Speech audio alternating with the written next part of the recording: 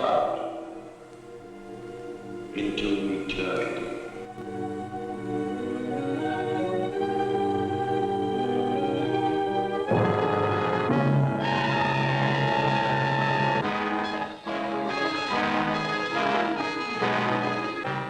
You are under the power of the Scarab, Jackson. Your weapon is in the right-hand drawer of your desk. Use it.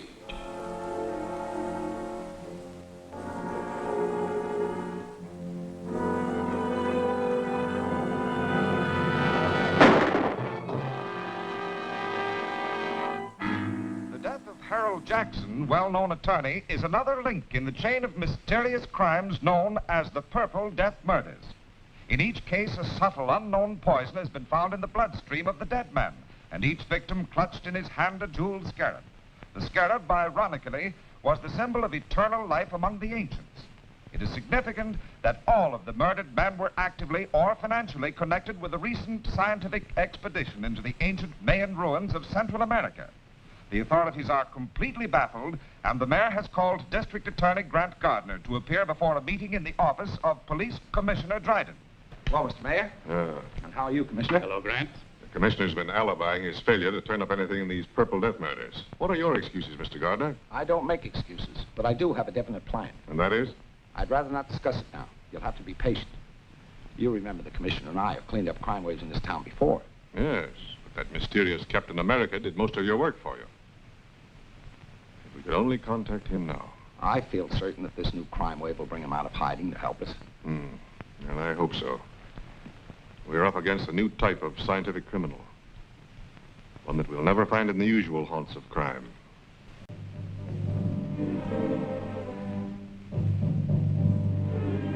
I tell you, Dr. Maldo, there's a curse on everyone connected with that Mayan expedition.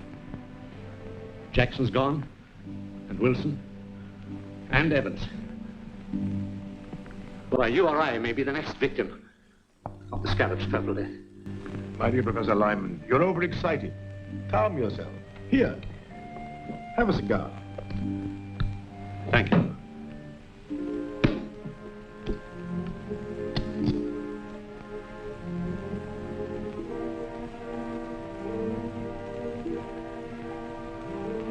Sit down, Professor, sit down.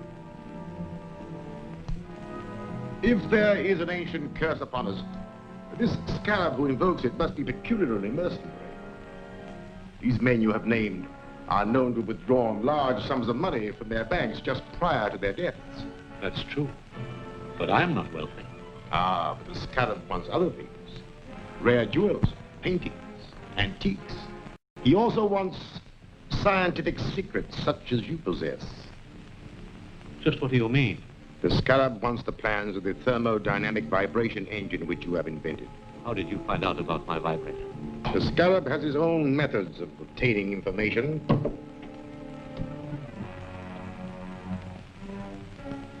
You? The Scarab? Yes. I'm the Scarab. It is my vengeance which is striking at all of you. It was my expedition. I uncovered the secret information and laid the plans which made it successful. And how was I rewarded? I was made the curator of an insignificant museum, while the rest of you received the fame and wealth that should have come to me. You can't touch that phone. Sit down. For the short time you have to live, your mind is completely under my control. You must obey my commands. You are a slave of the Purple Death. Purple Death? But how? The fumes from this cigar. I want to know more about the vibrator. It is a device for harnessing light and sound waves into a powerful force which will disintegrate any known material. And can be used by me as a powerful weapon of destruction. Yes. Splendid. Where are the plans? At home. In the safe. Write down the combination.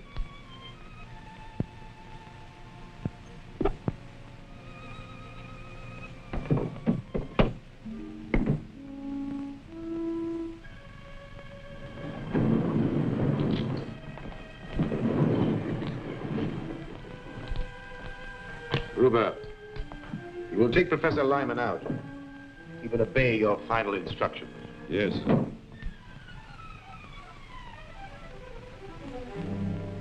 Step this way, Professor.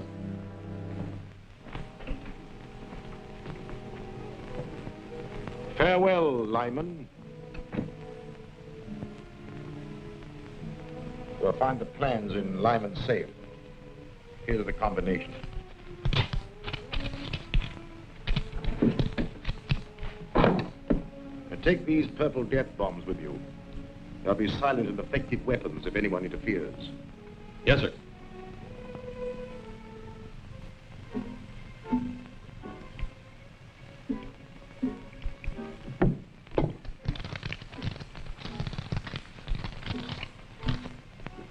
This is what we're after. Just a minute.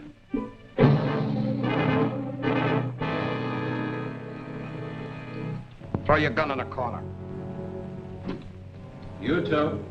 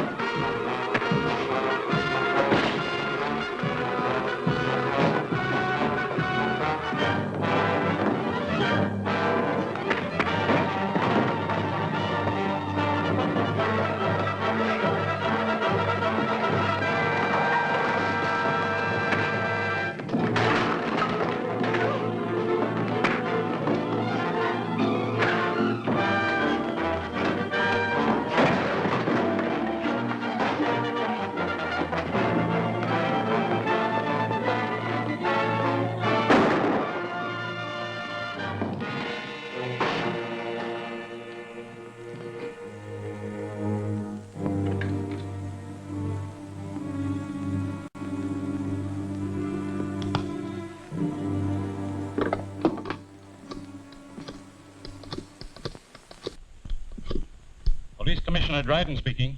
This is Captain America. What's that? Where are you? Never mind that. Professor Lyman's life is in danger. Professor Lyman is dead. He stepped off a curb in front of a truck. Another Purple Death accident. Well, at least I've accounted for one of the gang. You'll find his body at Professor Lyman's house. That's all.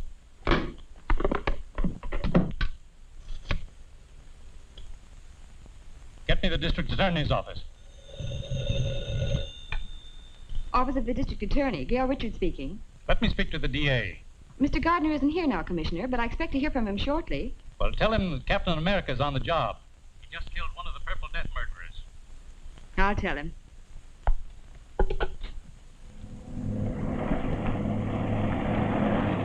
Calling Captain America.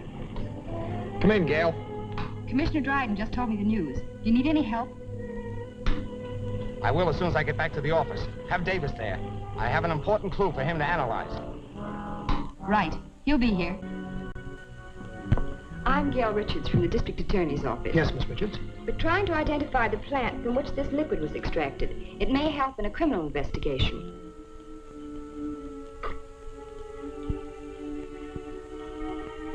Sorry, I can't identify it. Thank you.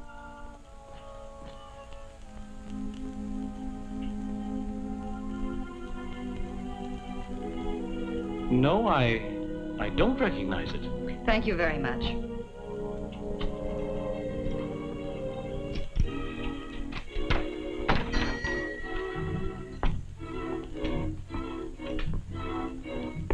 Can I help you, miss? I'm from the District Attorney's office. I have a plant extract which we're trying to identify with a murder investigation. I'm sorry, miss. I'm afraid I won't be able to help you. Oh! I see you do know what the Purple Death Bomb is. You fooled me, all right, but it isn't going to do you any good. Get in there. Don't talk. Move.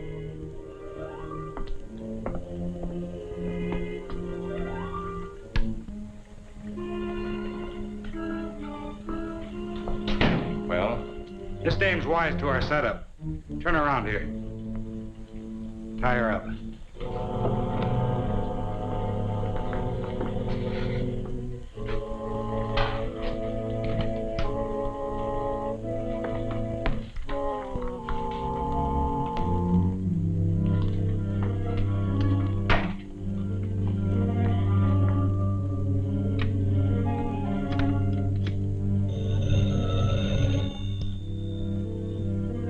Yes, speaking. The girl from the district attorney's office just came in. She had one of our purple death bombs and tricked me into showing my hand. What'll I do with her? You have plenty of the extract? Use it.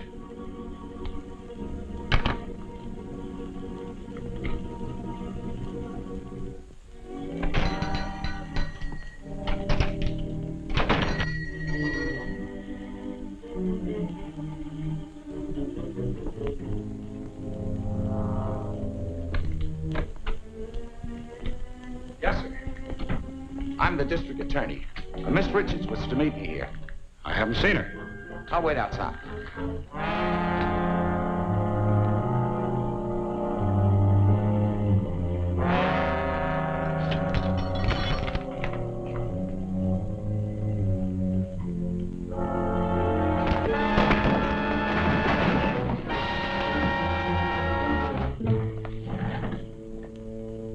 Take me to Miss Richards.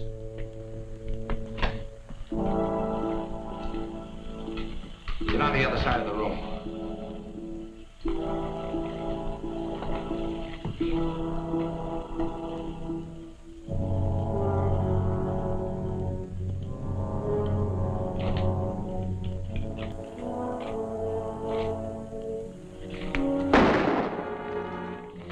This contains the Purple Death.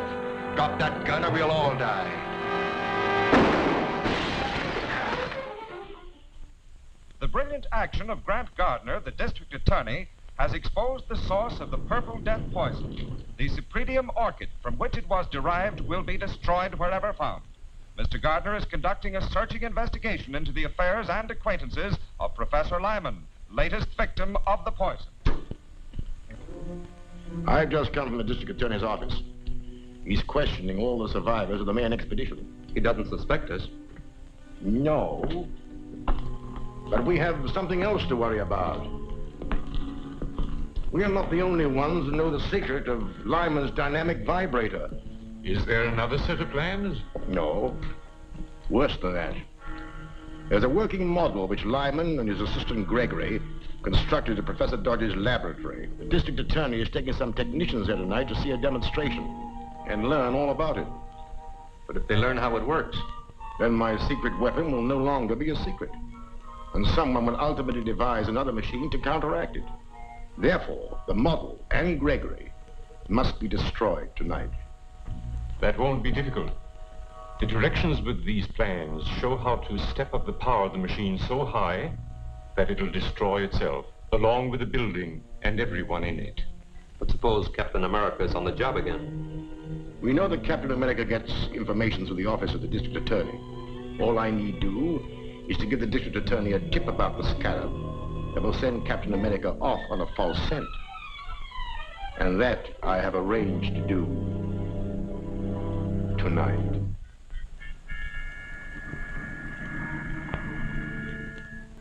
This is Eddie, Mr. Gardner. I've got a hot tip on those Purple Death killings. Can you come over? I'm afraid to leave here. Where are you? A 204 in the Arcade Rooming House. All right, I'll be right over. What's he got? A tip on the scarab. I'll have to see him. I don't like it, Grant. It might be a trap. Don't worry. I'll be careful. I'll phone Gregory that you're bringing the technical men. Go ahead with the demonstration, and I'll be there as soon as I've seen Eddie.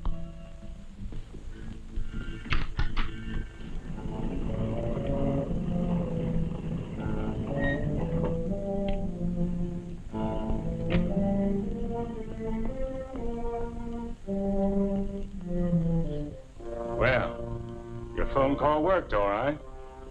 Here comes Captain America. But I phoned the DA. That's right. And Captain America shows up as we expected. Well, you served your purpose, Eddie.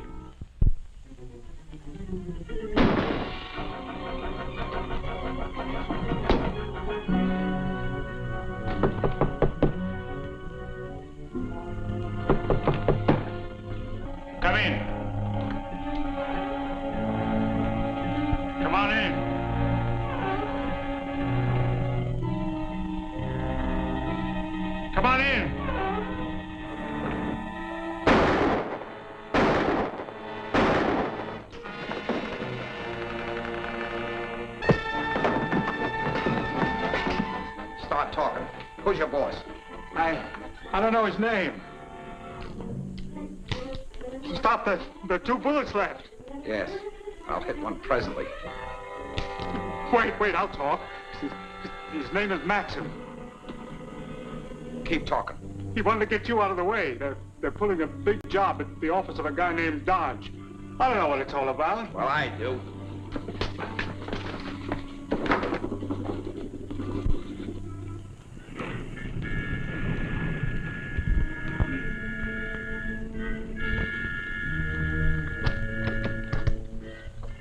Good evening, Mr. Gregory. Good evening, Miss Richards.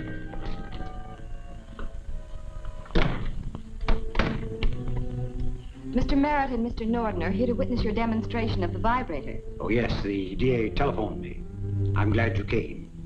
I alone know the secret of this machine, and it's a heavy responsibility. So, come this way, please.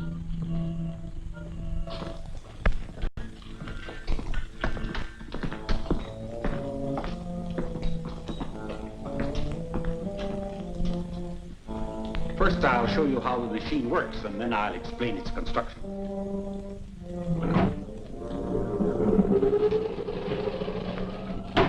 In a few minutes, we'll have generated sufficient power to destroy this miniature structure. Now, if you'll step this way, you will see the result of the demonstration.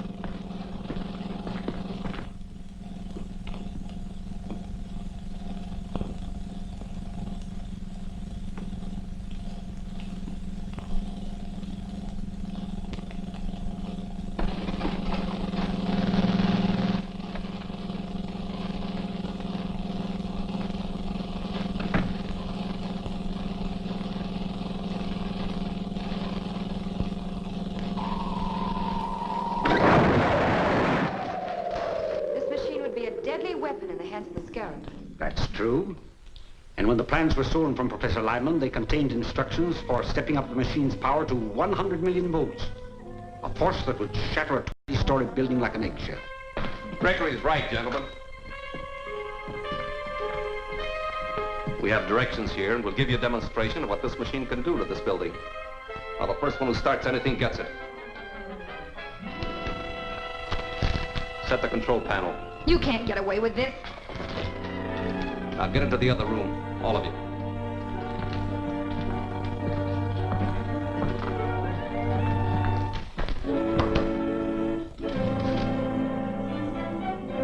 Before we wreck this building, I want all of Professor Dodge's papers. Open that vault. I said open that vault.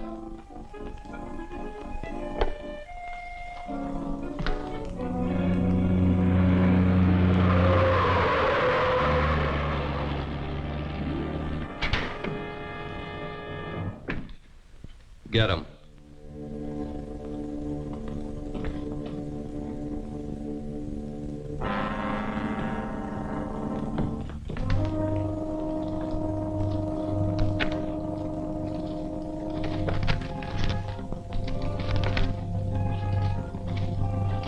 Get in the vault, all of you. This is murder. That's right. Wholesale murder.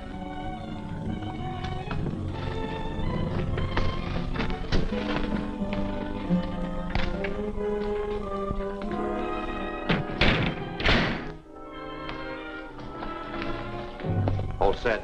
Start it up. I'll get the car ready for our getaway. Now, don't leave until you're sure the machine is running okay. Right. If that machine builds up to its full power, this building will collapse in a cloud of dust.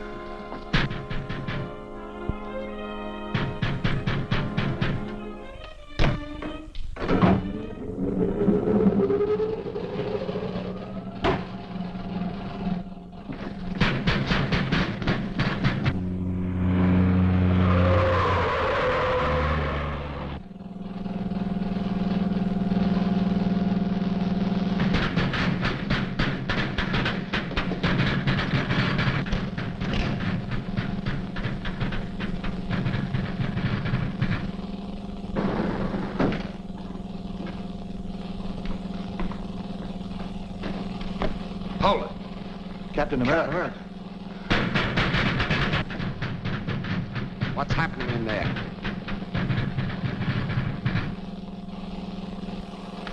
Get over there.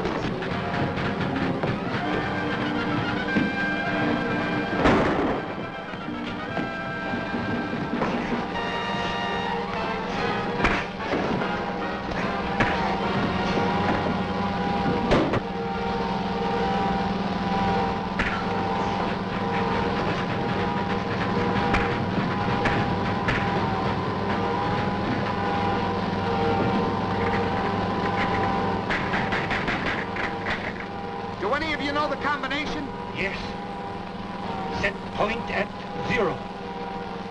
Left to 17.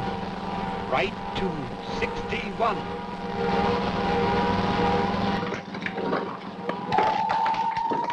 The vibrator. If it isn't shut off, the building will collapse. Get out. I'll try to stop it.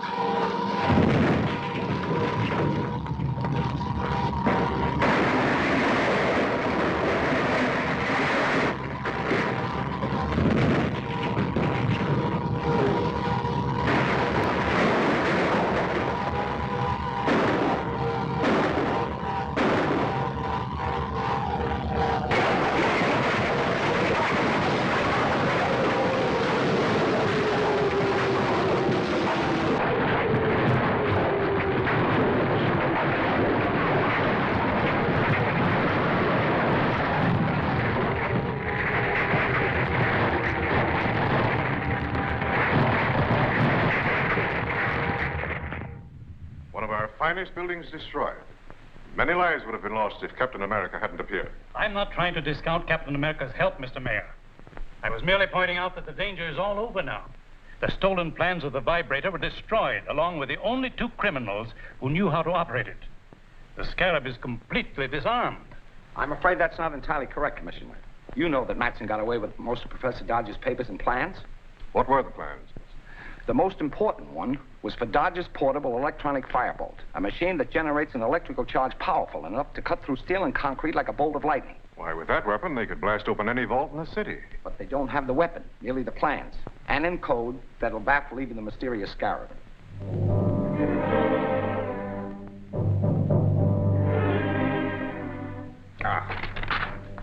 We're getting nowhere. Professor Dodge is clever. The plans are impossible to decode. We've got to decode. With the electronic firebolt, all the wealth and art treasures of the world will be mine. Well, since we can't break the code, I shall have to persuade Professor Dodge to do it for us. But Dodge is under police protection. The authorities are the only ones who know where he is. They won't stop me. I'll get that information from the DA's most trusted assistant, Miss Gail Richards.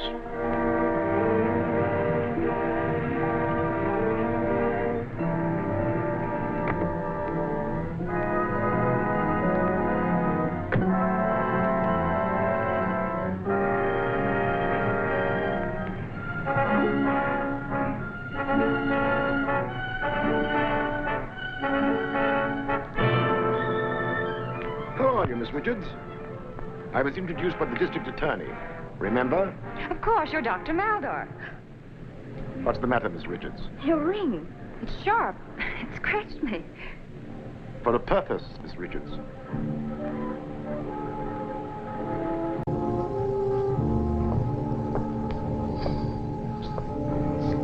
You are under a powerful hypnotic influence that forces you to obey me. I will obey. Where are they keeping Professor Dodge? In the district attorney's apartment, suite 304, Winston Arms. Is the district attorney with him? No, but he's going there soon. How is he guarded?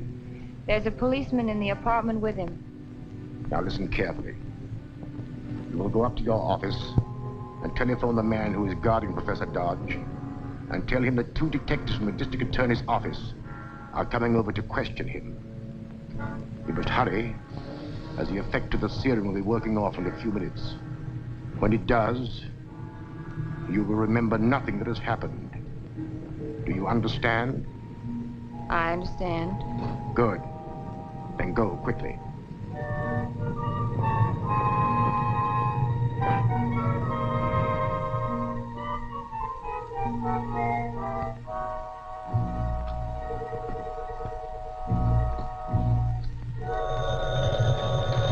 I'll answer it, Professor Dodge. Hello, Clancy speaking. Hello, Clancy. This is Gail. 2 of the DA's men are coming over to question Professor Dodge. All right, Miss Richards. I'll let them in. Thanks, Clancy.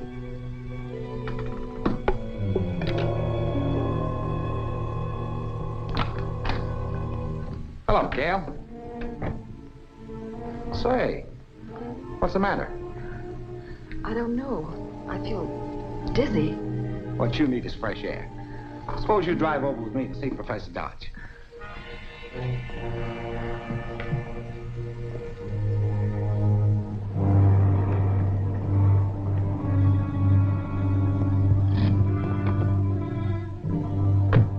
won't be long.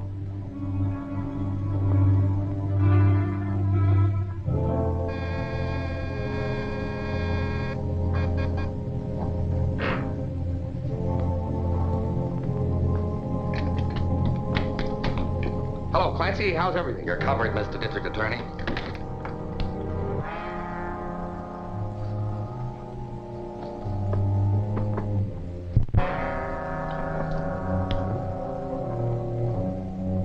This is curtains for you. They hang men in this state for murder. This won't be murder. You're going to commit suicide with your own gun. You just couldn't stand the disgrace of your constant failures. And the kidnapping of Professor Dodge was the last straw.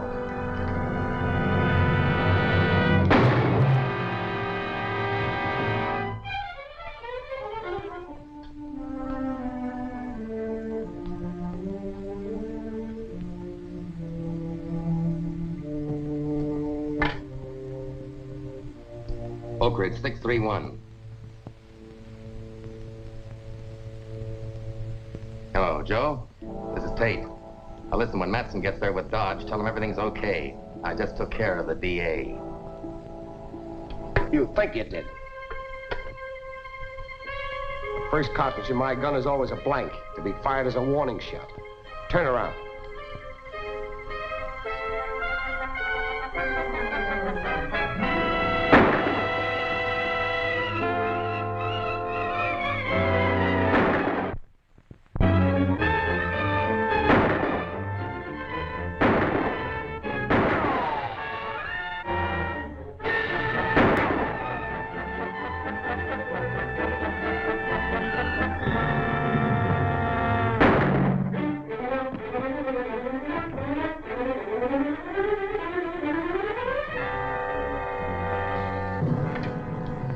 This is the district attorney. Please get the telephone supervisor and find out the address of Oak Ridge, 631. Call me back here.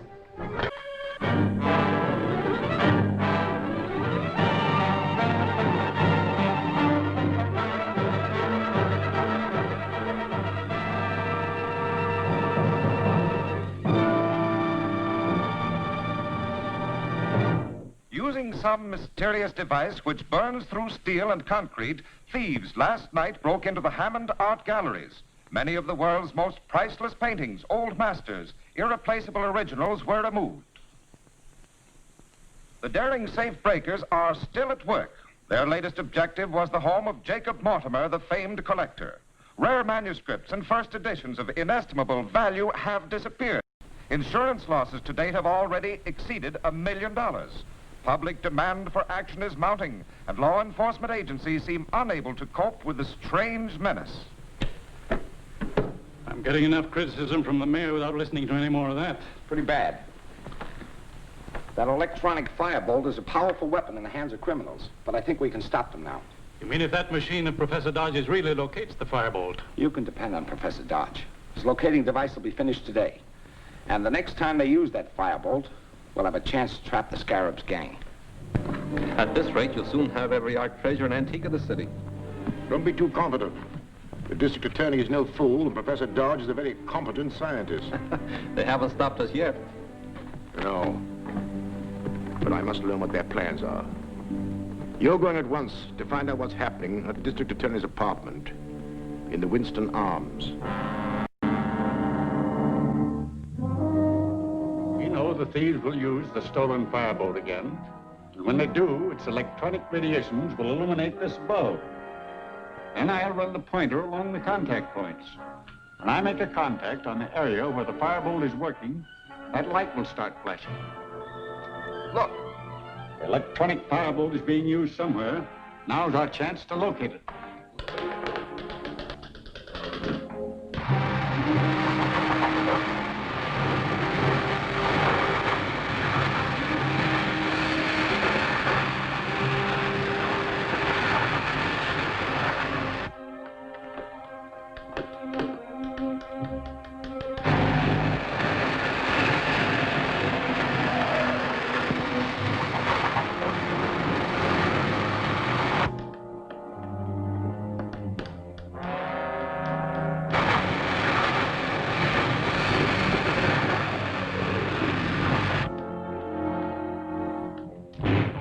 somewhere in this area.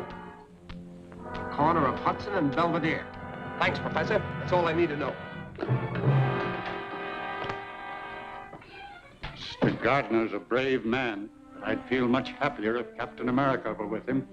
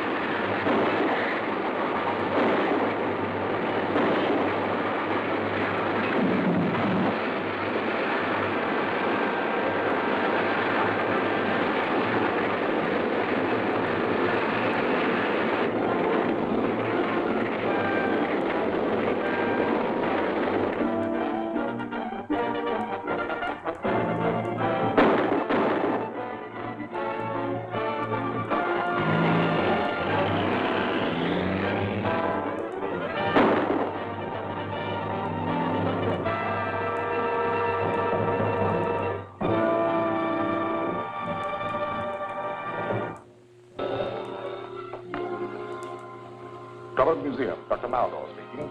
This is Grant Gardner, Doctor. Sorry to call you so late, but something important has just come up. Yes? I just received a phone call from the attorney of the late Professor Lyman. He's reading the will in the morning. Since you and Professor Dodge are beneficiaries, he wants you both to be there. I'll be glad to attend. What time is the meeting? 10 o'clock in the morning at the Lyman residence.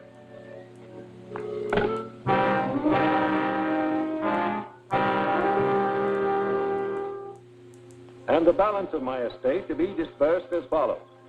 To Professor Dodge, my lifelong friend, I bequeath my home and all its contents. To Dr. Maldo, for his loyalty and untiring efforts in the cause of science, I give all my rights and interests in the Drummond Museum, with the exception of the Mayan crown jewels now in his custody. The jewels will be turned over to Professor Dodd and sold to finance an expedition into the Mayan jungle to search for the lost city of Zada. That is all, gentlemen. Now that you've inherited this estate, Professor, do you propose to live here? I hope so, if you think it's safe. I'll make it safe. I'll keep police guards around here as long as there's any sign of danger from the Scarab. Thank you. What progress are you making in the Scarab case? Not much, but Captain America has turned a truck over to us that may hold a clue. The mechanic is checking it now. You should be able to give me a report on it by the time I get there. Now, if you'll excuse me. Well, I must be getting back to the museum. I'll deliver the Mayan jewels to you tomorrow. Well, I'd expect you. Goodbye.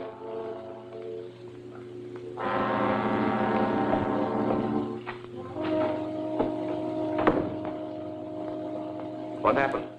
Oh, they treated me as they always have. Lyman willed me his interest in the museum, which I already control. His only possession of any real value, the Mayan jewels, must be handed over to Professor Dodge tomorrow. Of course you intend to give them to him? Oh, certainly, certainly. That is, if Professor Dodge is still alive. Is he still staying at the DA's apartment?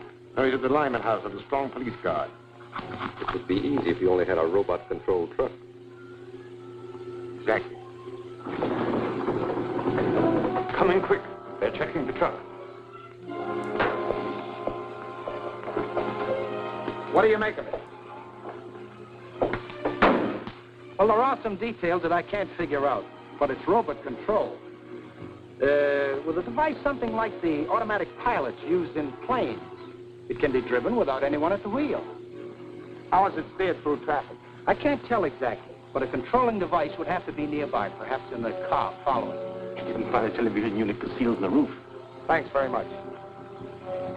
If it's robot-controlled, why haven't they driven it away from here? 2 motorcycle officers would have followed it. I'll fix that. Then they can take it whenever they want. And when they do, I'll be inside. All right, boys. I'll take over now.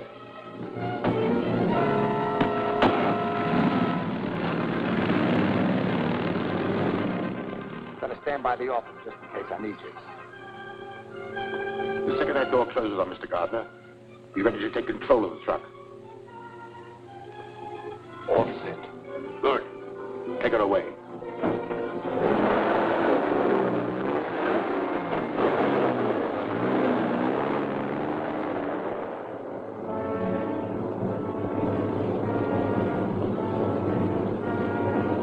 Take her to the 10th Street garage.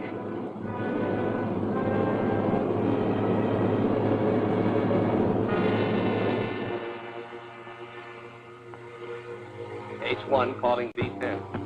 H1 calling B10. B10, come in. The robot truck is on the way to you. Be ready for it.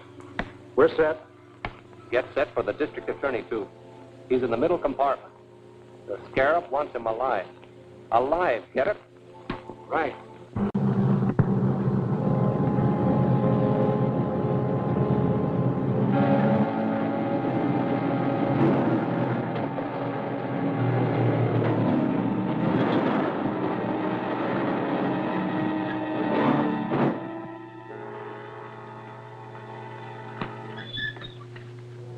Come out, Mr. DA. We've been expecting you.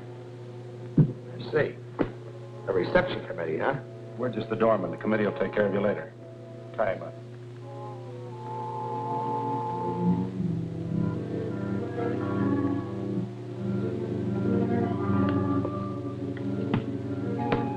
B10, calling H1. Go ahead, B10. Everything's okay?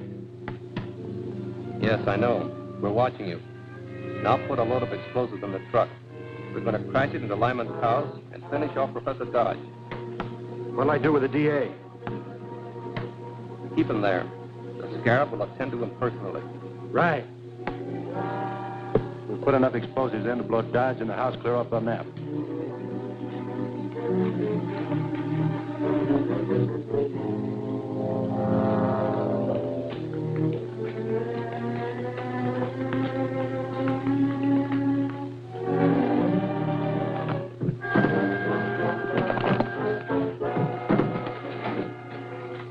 Now it's a traveling bomb. Open the doors. Start it up. Professor Dodge is going to have an unexpected visitor.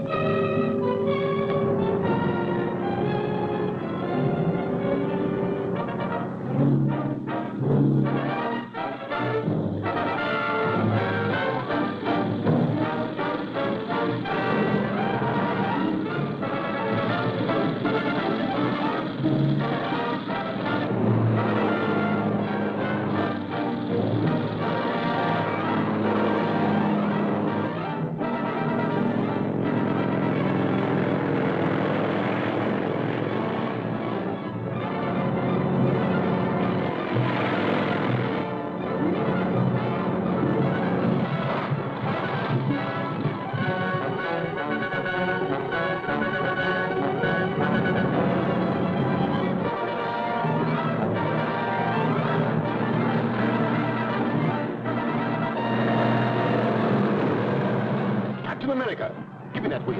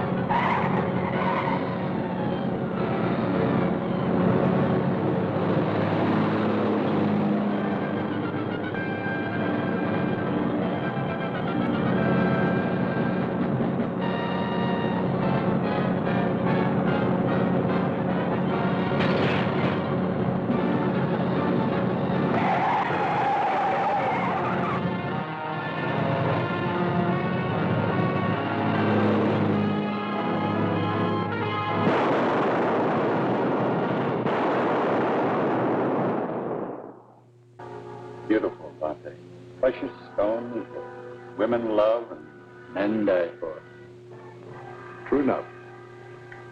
Would you sign this receipt, please?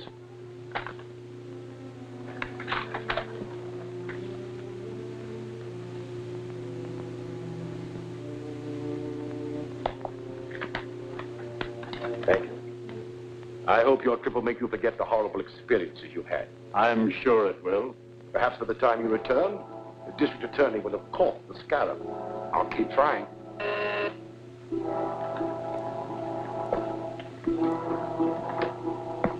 Hello? Have them drive in. I'll check their credentials at the house. It's the expressman for your baggage. Well, bon voyage. Thank you, Doctor.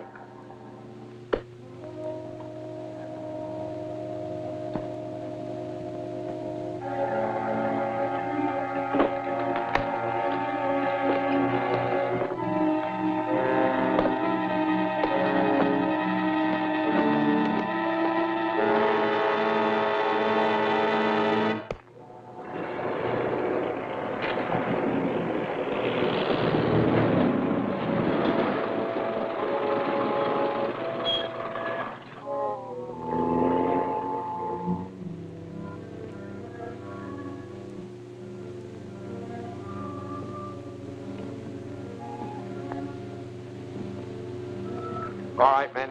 The baggage is in the hall. All right.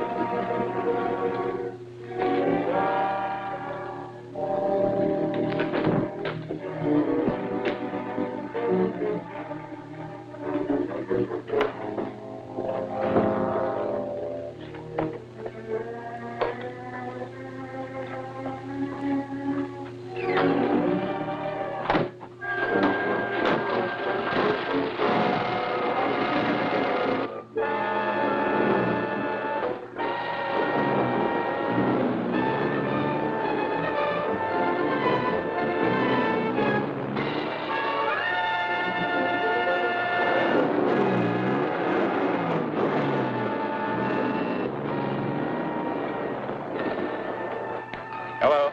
Sergeant, Professor Dodge has been murdered. Murdered? Pull that baggage truck till we check on it. Too late. It pulled out and headed north. Have your men search every inch of the house and grounds. I'm going after that truck. Search the ground.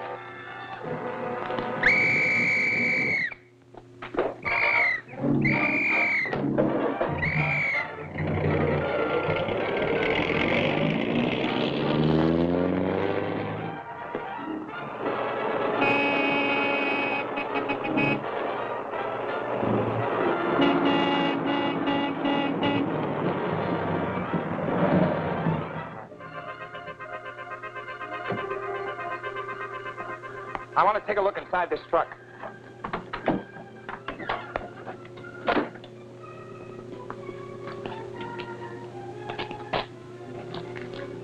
How'd that trunk get open? I don't know.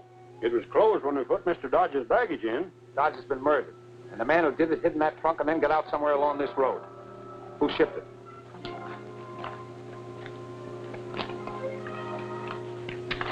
There you are. John Taylor, 721 West Avenue. But he'd checked out and was just leaving when we made the pickup. Naturally, he would. You finish your route, then bring that trunk to my office. It'll be checked for fingerprints.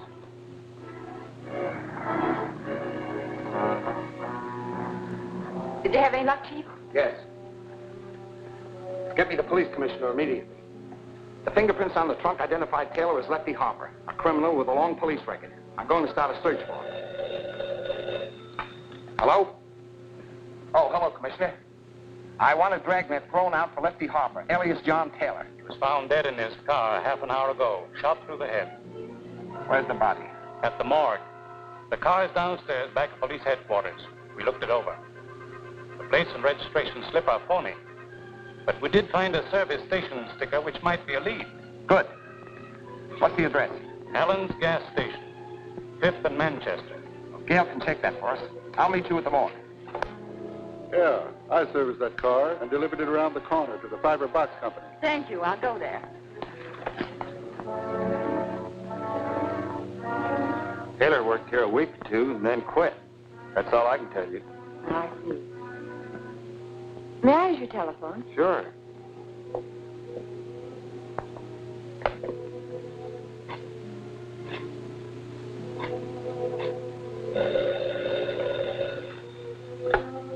Hello? Yes, Gail. Where are you? Fiber Box Company. Taylor was a transit worker here, but he left. They don't know anything more about him. That's what they say. We're dealing with clever criminals. Now, let's try something like... Let me jot that address down.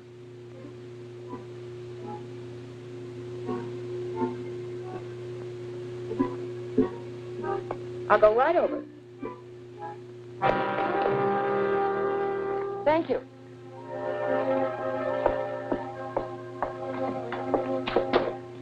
Well, Miss Richards. Louis. What's she doing here? She was asking about Taylor. I told her we didn't know anything. This is the girl who works with Captain America. She's going to tell us who Captain America really is. Aren't you, Miss Richards? No. You can change your mind.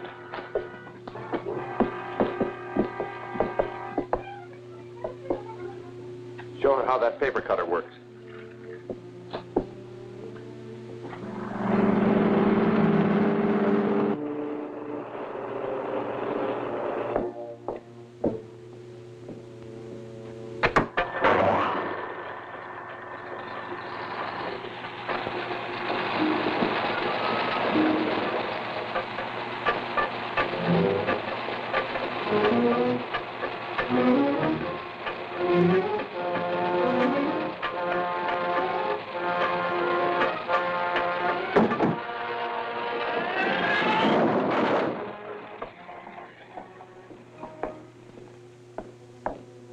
Works just like a guillotine. Ready to talk? No. She'll change her mind when that blade starts down towards her neck. Tie her up.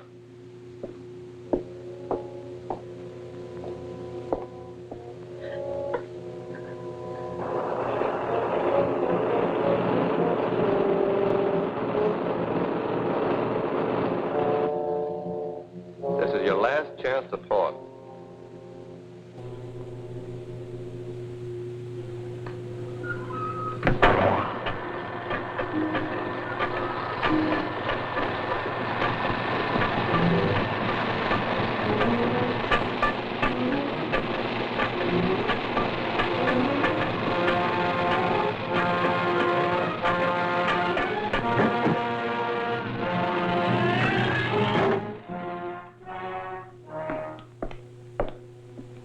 She's got more nerve than I figured. I better phone the boss and put it up to him.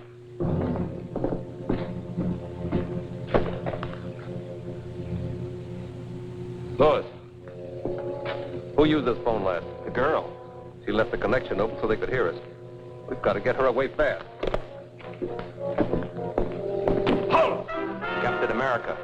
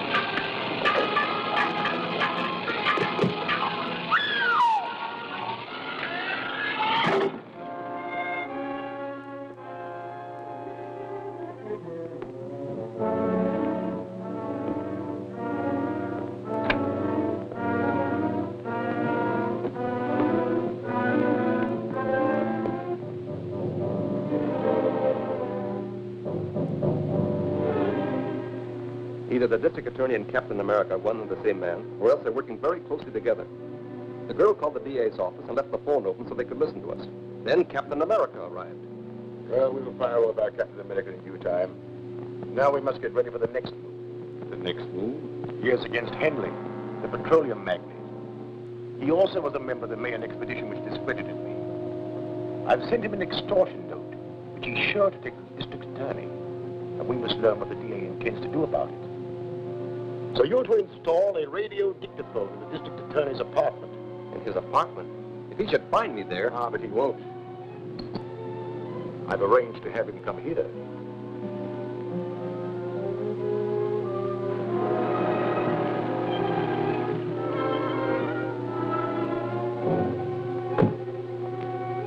Shine, sir? Not today.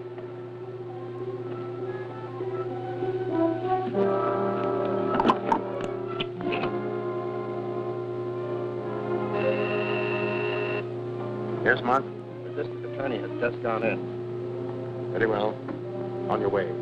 I'll keep him here long enough for you to finish the job.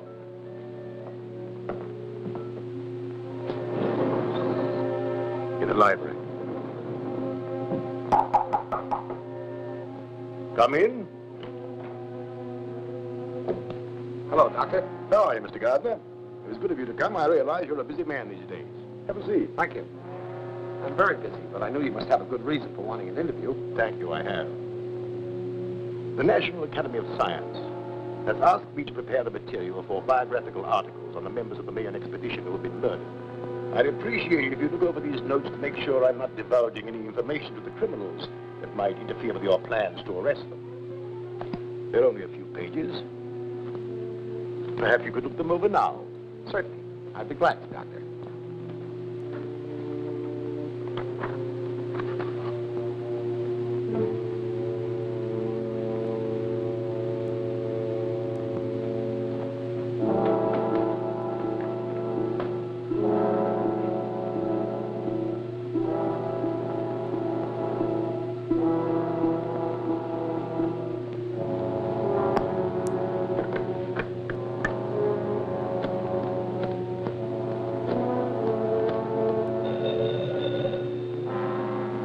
Yes?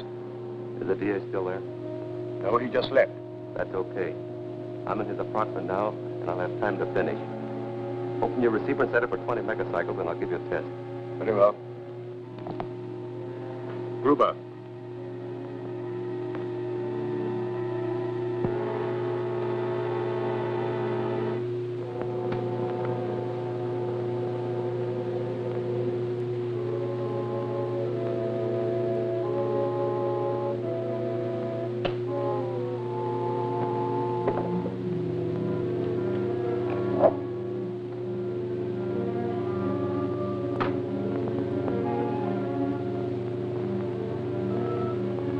Calling H1. M3 calling H1.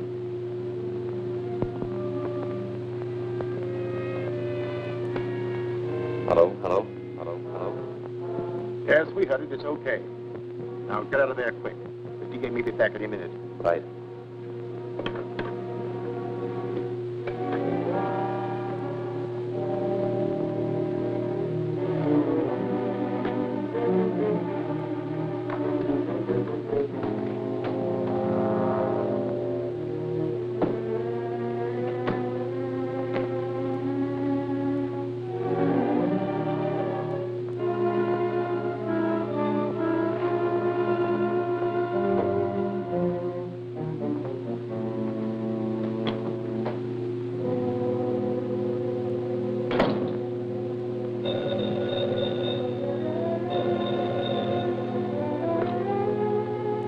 Hello?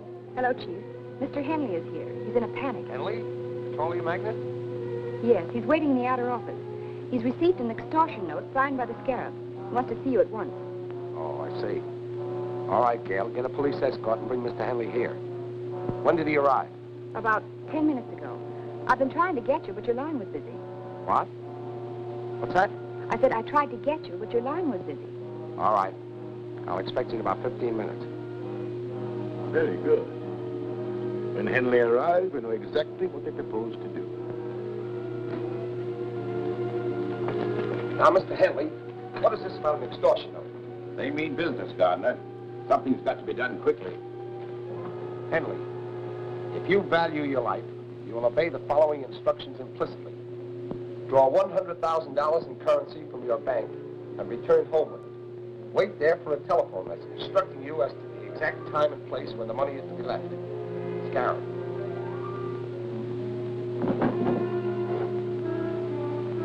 How did you receive this? It was pushed under my door. Do you intend to pay this money? Of course I intend to pay. It's my life I'm buying. I consider it worth the price.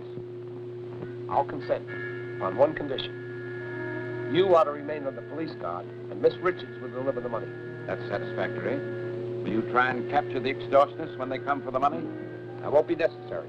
We have a specially constructed carrying case for just such an occasion as this. It has a secret compartment containing a radioactive cell, which keeps sending out a signal. By means of triangulation, we can locate the case wherever it is taken. Perhaps to the headquarters of the Scarab himself. I'll take care of the mechanical spy. We'll take every precaution to protect you. But remember, we're probably dealing with a homicidal maniac. You call me at my office as soon as you learn where the money is to be delivered. I will. We'll walk you to the elevator. Now the homicidal maniac will plan a counterattack. Bye. Good luck. Thank you.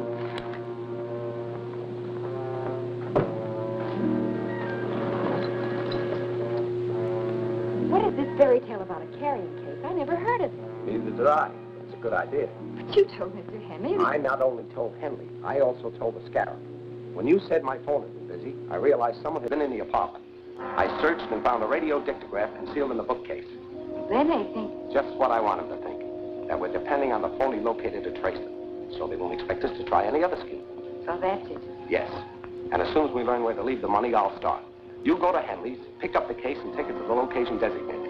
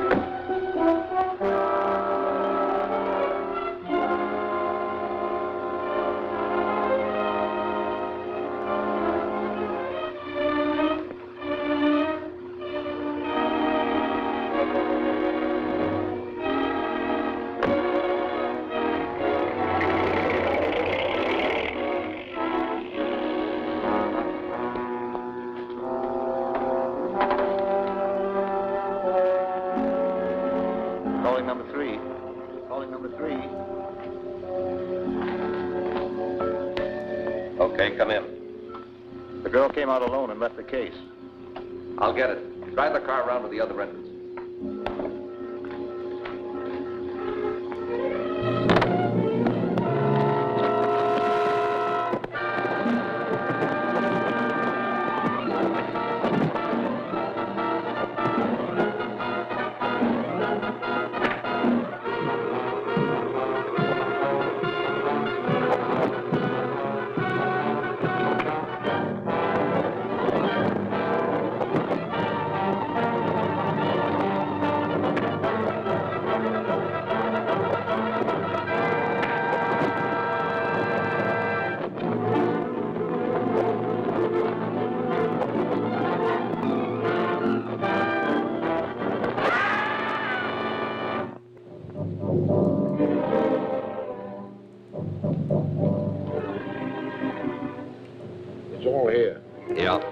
I took it right from under Captain America's nose and finished him off at the same time. You should have gone down the shaft to make certain. Anyhow, we got the money and outsmarted the district attorney. Perhaps. Ruger's checking now. You're right. The money is hot. District attorney tricks Scarab. Extortion money useless. The district attorney's office has just announced that the extortion money delivered by J.C. Henley, wealthy oil man, to the criminal gang headed by the Scarab is useless to them. The serial number on every bill was listed. Banks and business houses have been notified to keep a sharp lookout and phone the police at once should any of the money be presented. A list of the serial numbers will be found on page 3. In my last note to Henley, I warned him he would suffer if he failed to obey my instructions. Now I shall demonstrate to him what it means to disobey the scarab. Manson, proceed with our original plan. Yes, sir. How soon can you be ready to strike? By tonight.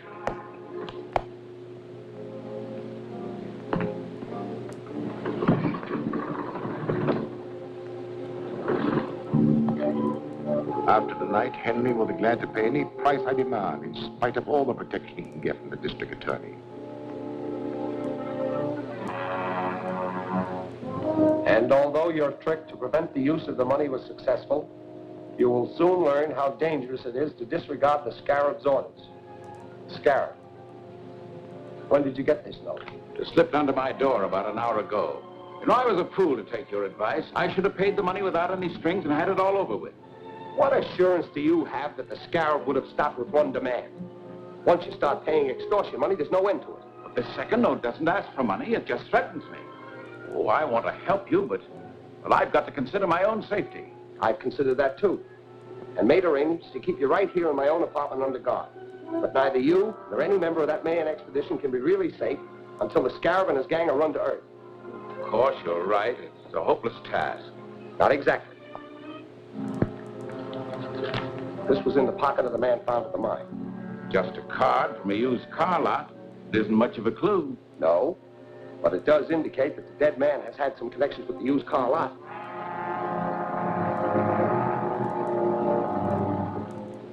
You the manager? Right.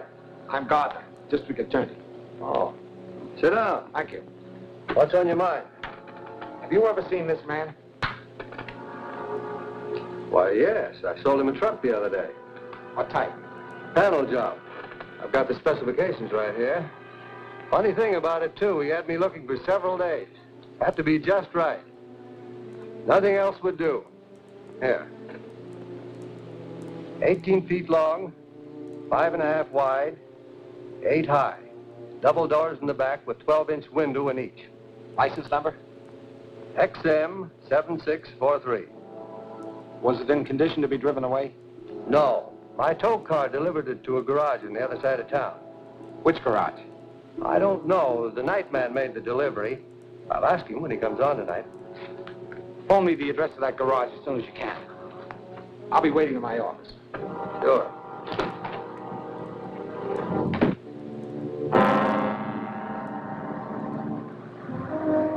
So far, the only clue we have is the license number. Now what, please?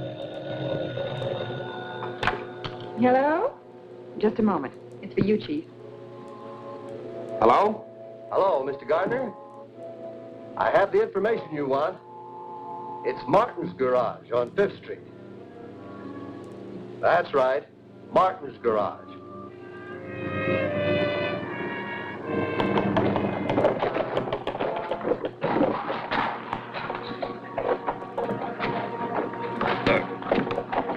Take it easy with this stuff.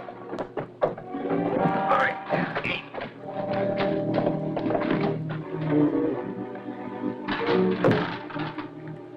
This sure looks like one of the real company trucks. Yeah, good job. That's exactly like the one used at Henley's plant. Hurry up. I'm supposed to be on my way to the oil plant now. Hey, what about Barton? He's getting the blueprints. I'll pick him up on the way. Slide the door back, will you? Here.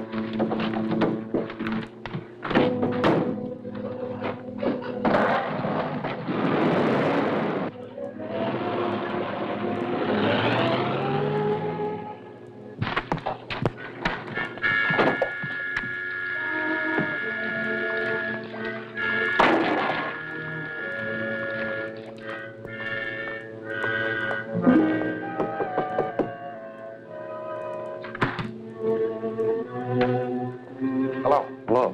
What can I do for you? I'm the district attorney. I'm looking for a large panel truck. Well, we don't sell trucks. We only fix them. You misunderstand me. The large panel truck was towed in here the other day for repairs. The license number is XM7643. Oh, yeah. It needed a new motor, and we didn't have any, so we turned down the job. The owner took it someplace else. You don't know where it was taken, do you? No, I don't. And you didn't do anything at all to it? No, not a thing. You don't mind if I look around, do you? Oh, go ahead. Help yourself. Thanks.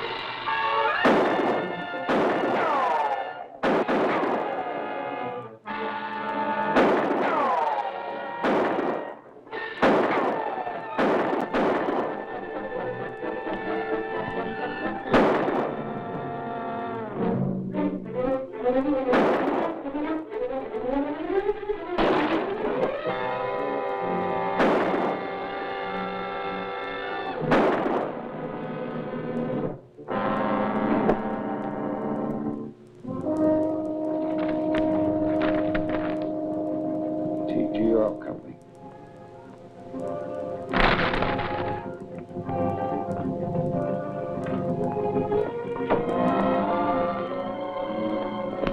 Get inside. Phone for some of our men. Check the place carefully.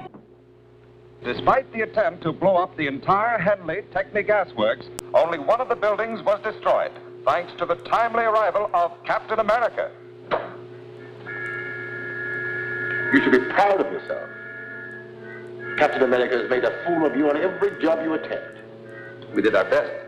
But Henley must have disobeyed your orders and squealed to the DA. Yes, Mr. Henley has consistently ignored my warnings.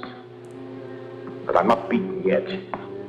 This defeat cannot go unchallenged, or none of the remaining members of the expedition will fear the Scarab. What will you do? Eliminate Henley right under the district attorney's nose. Impossible. Henley's kept under close guard in the DA's apartment. There is no chance of even getting near him. We don't have to be near him. Thanks to a weapon devised by the ancient Mayan warriors. You mean the Singari blowgun? Exactly. Our native Mayan agent, Zula, is an excellent marksman with a blowgun. We will post him where he will have an unobstructed view to the entrance of the district attorney's apartment.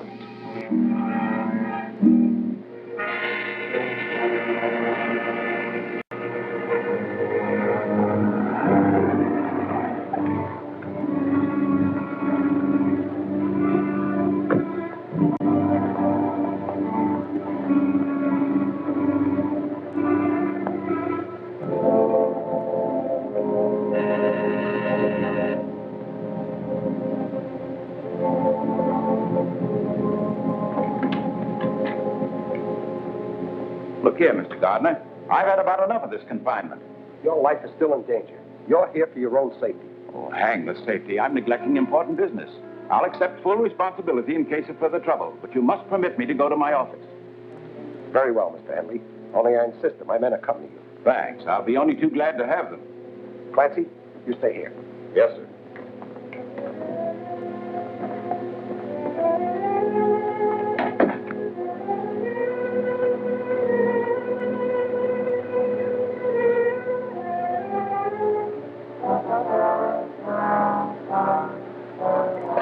Bring your car around in front of the building. You're taking Mr. Henley to his office. I'll follow in my car.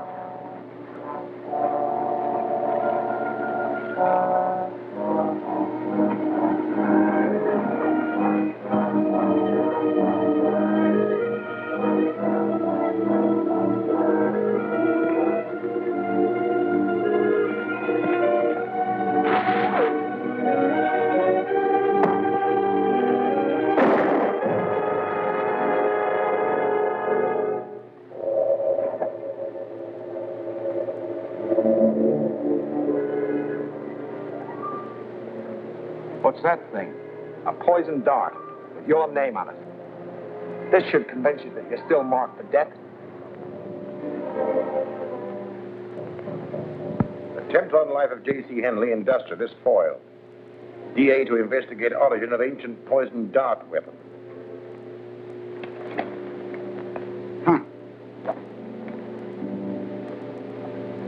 What if that smart DA traces the blowgun here to the museum? That's hardly possible. Professor Grayson was the only one who knew I had it in my possession. He died over 2 years ago. No, Matson. We have nothing to fear from the district attorney.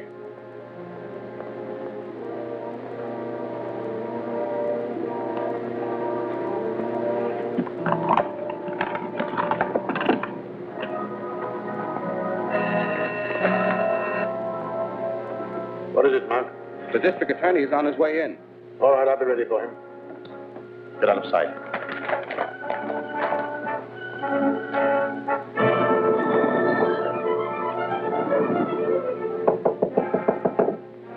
Come in. Hello, Doctor. Hello, Mr. Gardner. What brings you here? I have a clue which may lead to the man who made the attack on Mr. Henley's life. Yes, I read about it in the papers. A shocking exhibition of barbarism. Fortunately, Mr. Henley escaped, and he's now safely on his way to a secret destination. We got the man who fired the dart. But this weapon, ever see anything like it? A Singari blowgun. used by the ancient Mayan tribes in primitive warfare. A valuable collector's item, Mr. Gardner. Any idea who might have had such a thing? No.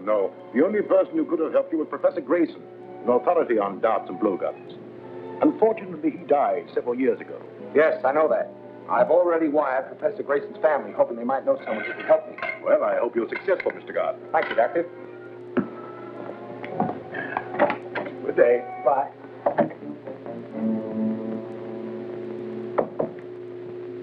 Shine, mister? All right, son.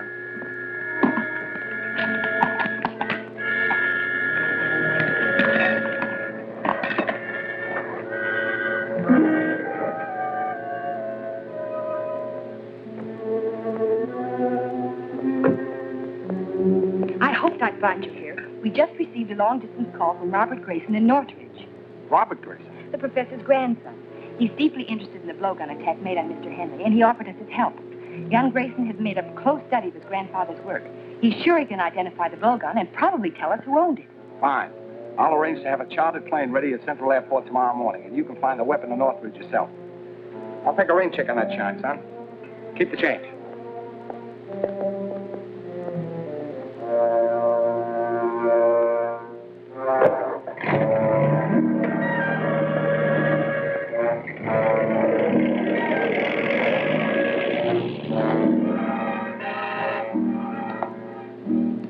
Yes, Mark. Here's some dope on a DA. He and the girl are going to try and have Grayson's grandson identify the blowgun. She's flying a chartered plane to Northridge from Central Airport tomorrow morning. That puts you in the spot. We're all in a butt. I thought you said that weapon would never be traced here. Grayson's grandson. I hadn't considered his taking the old man's place. We'd better do something before the blowgun reaches Northridge. We're going to do something before that plane leaves Central Airport.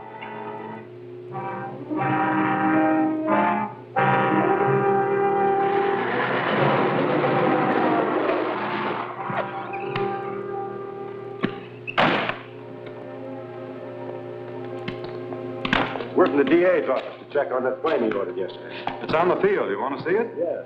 Right this way.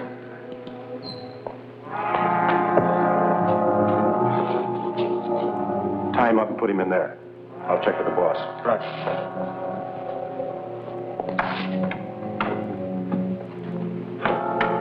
Calling H1. Calling H1. Z1 calling H1. This is H1. Come in. We're all set. Plane is ready, and the mechanic's taken care of. Good. You'll have plenty of time to install the bomb. I'll have it wired in the plane before the DA gets here.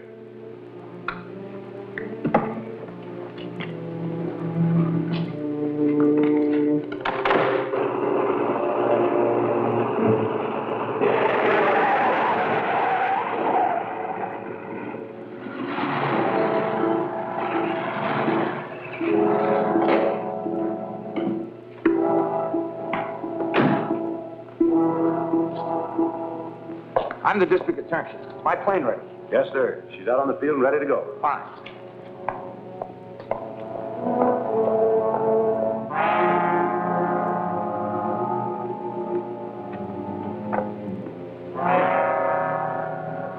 As soon as the motor starts, that bomb mechanism starts operating. And when the clock makes 10 revolutions, everything will go up. Come on, we gotta look busy.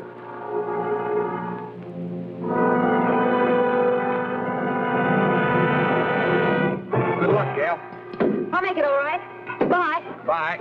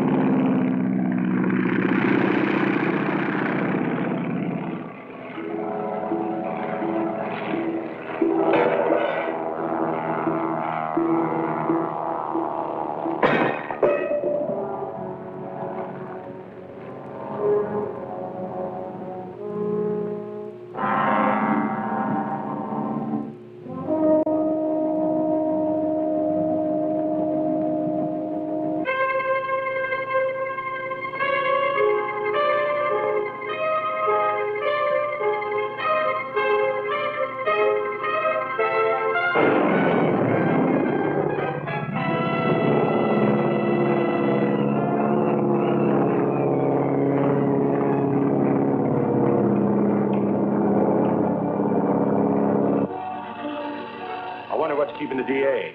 We better find out.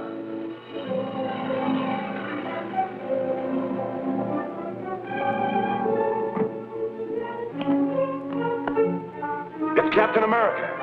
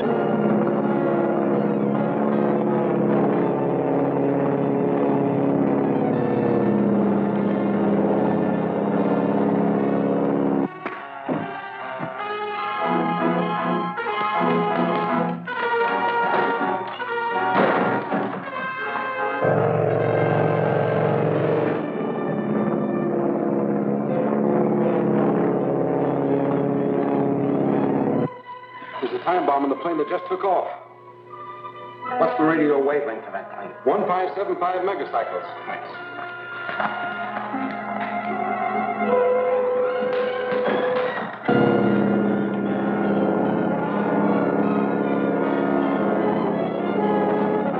Calling Gail Richards.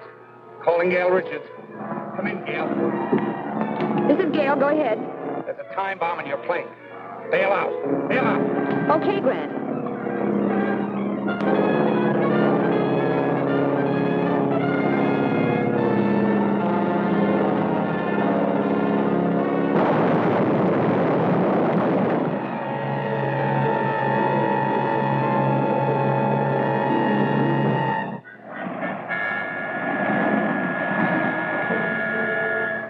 Scarab must have feared the blowgun would lead directly to him, or he wouldn't have gone to such extremes to destroy it.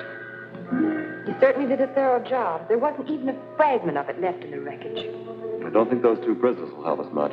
They're just two small-time thugs hired by Matson for that particular job.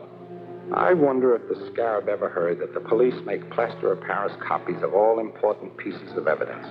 But we didn't have time to make a replica of that blowgun. I know that, but the Scarab doesn't. We could let the news leak out through the underworld that we have an exact duplicate from which Grayson can identify the owner of the original. And I'm willing to bet it won't be long before the Scarab hears about it.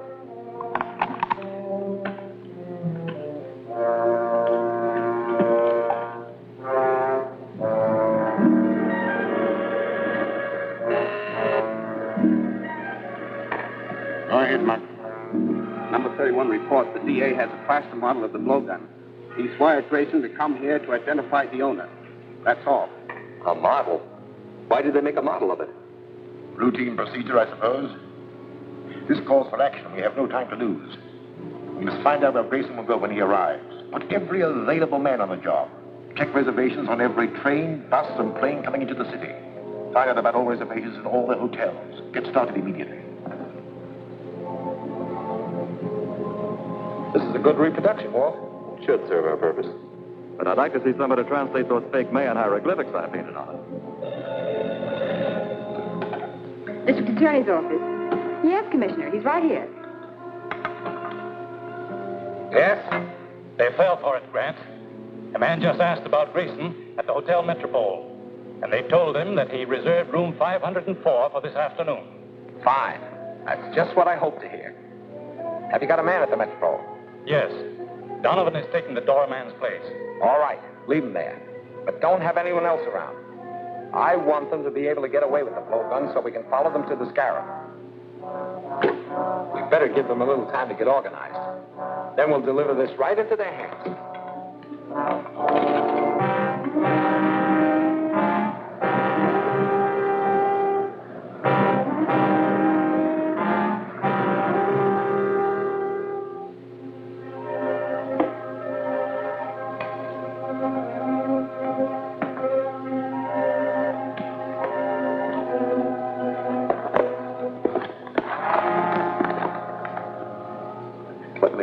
explode.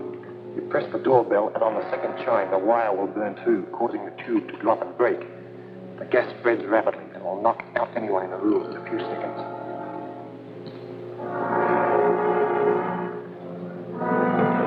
Anything new, Donovan? Yes, Madsen and 2 others went in a few minutes ago. One of them stayed in the lobby, a lookout, I guess, and the others went up to the room.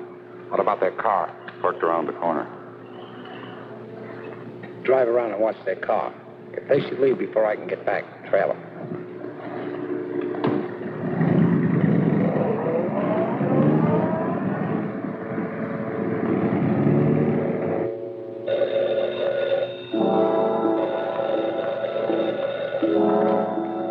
Yes? Okay. We'll take care of him. The DA's coming up here alone. He's carrying a long tubular case. A blowgun must be in it. Why is he coming before Grayson gets here? I don't know, but he's got the blowgun. That's all we want. Come on.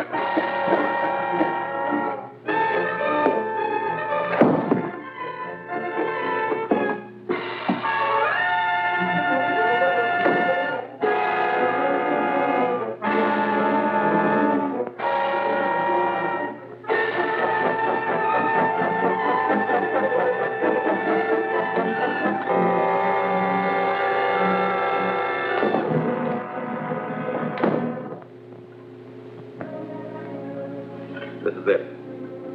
I'll take the blowgun out the back way. As soon as the gas clears, you go in and finish the DA. Quiet. Then report to the Scarab. Right.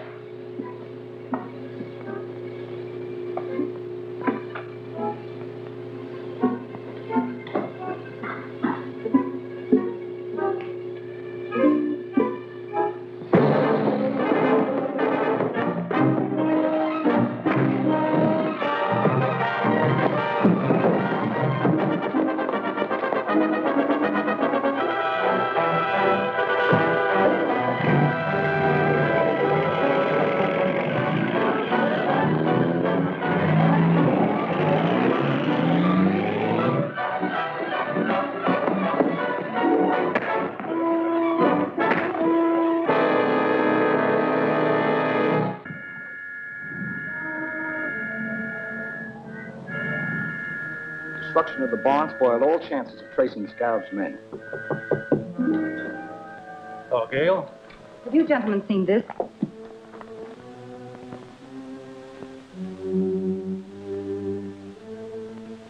Dr. Clinton Lyman, brother of the late Professor Lyman, who was a victim of the Purple Death, will demonstrate his latest invention at his home tonight. It is said that this device will restore life to plants and animals within certain limits of time. Witnessing the demonstration will be Lyman's fellow members of the Mayan Explorers Club. Why, that's dynamite. The Scarab's attacks have been made only on members of that club, and now they're publicizing a meeting like that. Looks like they're asking the Scarab to wipe them out. Get me Dr. Clinton Lyman's home, please.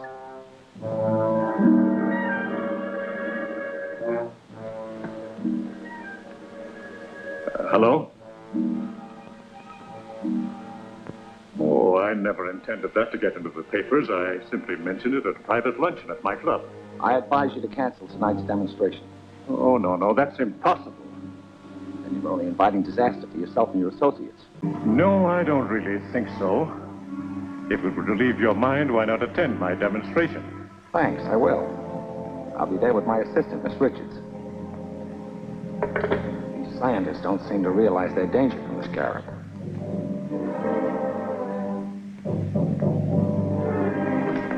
you seen this? Yes, I know all about it. I had lunch at the Mayan Explorers Club, and I'm among those invited to Lyman's house. Is there anything to this perpetual life machine? We will find out tonight. Lyman will try and bring a dog back to life, and the Humane Society is cooperating in the experiment. If his device works, I must have it. I've always dreamed of an elixir that will give me power over death itself. You'll be there yourself. How can you possibly? Oh, it's relatively simple. Dinner shall be over at 8:45. About that time, the truck from the Humane Society should arrive at Lyman's residence.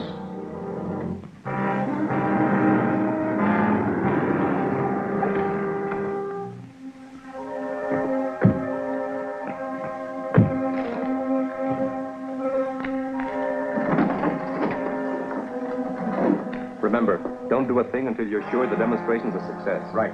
Dirk is waiting in his car outside. He'll cover us in case we're trailed.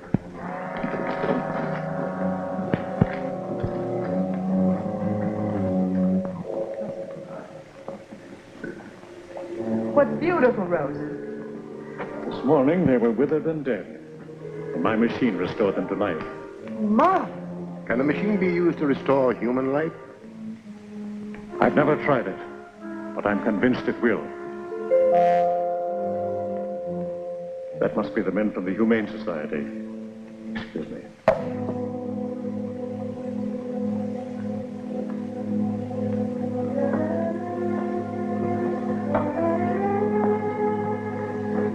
Put it here, please.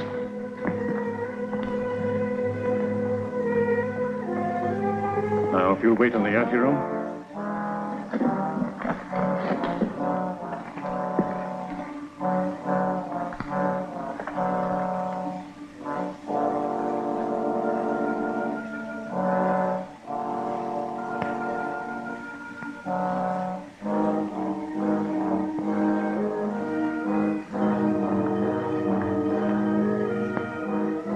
Speaking broadly, gentlemen, the principle of my machine is based on the diathermic method of inducing fever by high temperature.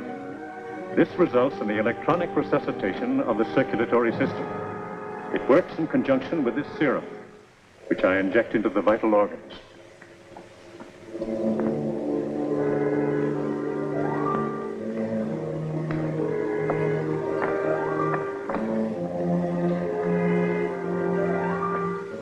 Of course, if the subject has been dead too long, I cannot expect success.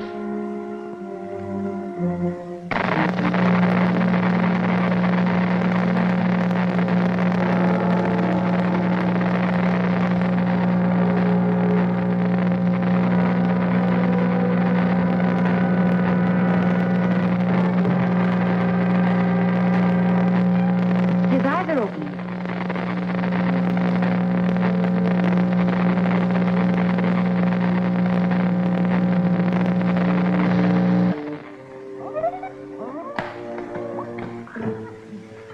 Gentlemen, I believe the experiment is a success. Wonderful, a miracle. Congratulations, Doctor, on your great contribution to science. Thank you. Here, doggy. I'll get him.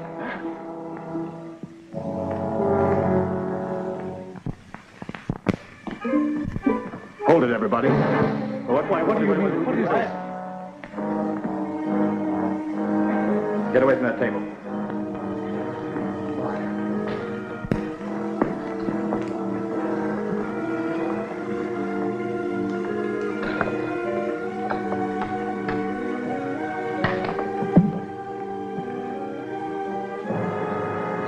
Keep him covered till I get back to help you with Lyman. Get over against that wall.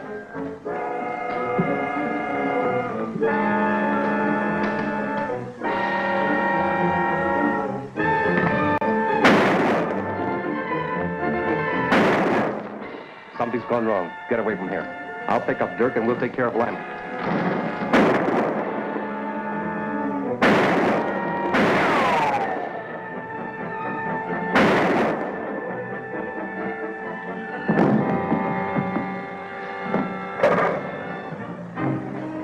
Be sure that no one leaves this house. Right. What is the meaning of all this? I don't know.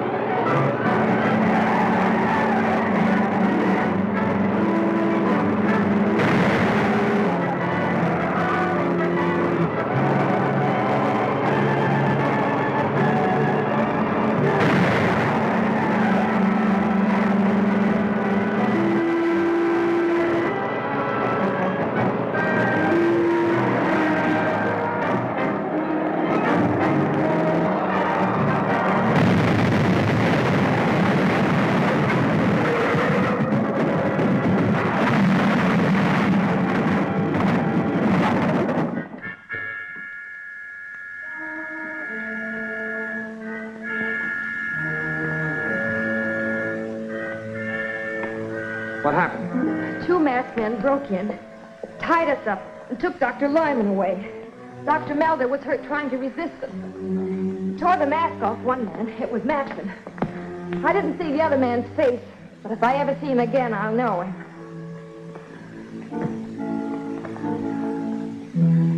He'll be all right. Phone the commissioner to send out some detectives from the Identification Bureau. They might be able to identify that man I shot and give us a clue to the Scarab.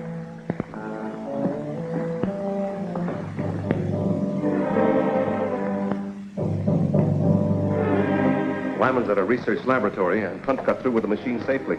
We really outfoxed the DA this time. Not entirely. He found a watchman's key on Rick's body, and it won't take him long to trace it. Where did Rick work? He was a night watchman at the Collins gravel pits. We've been using the office there as a meeting place at night. Well, go there immediately and destroy any evidence that might point to me before the district attorney gets there. Or wait. I have a better plan. One that will remove the evidence and also the district attorney if he goes there.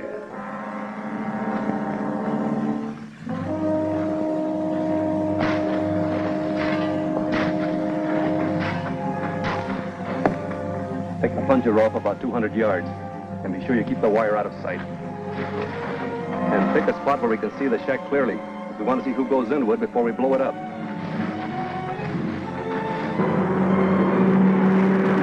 I'll jump off about 100 yards from the entrance. Keep going. You know what to do.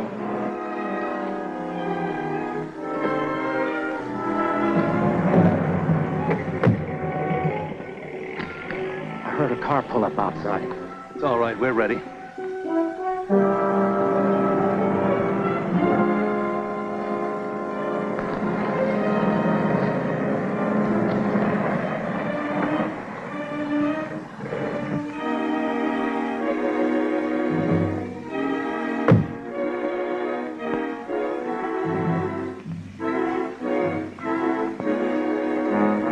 Girl. Yeah, she's the one who works with Captain America.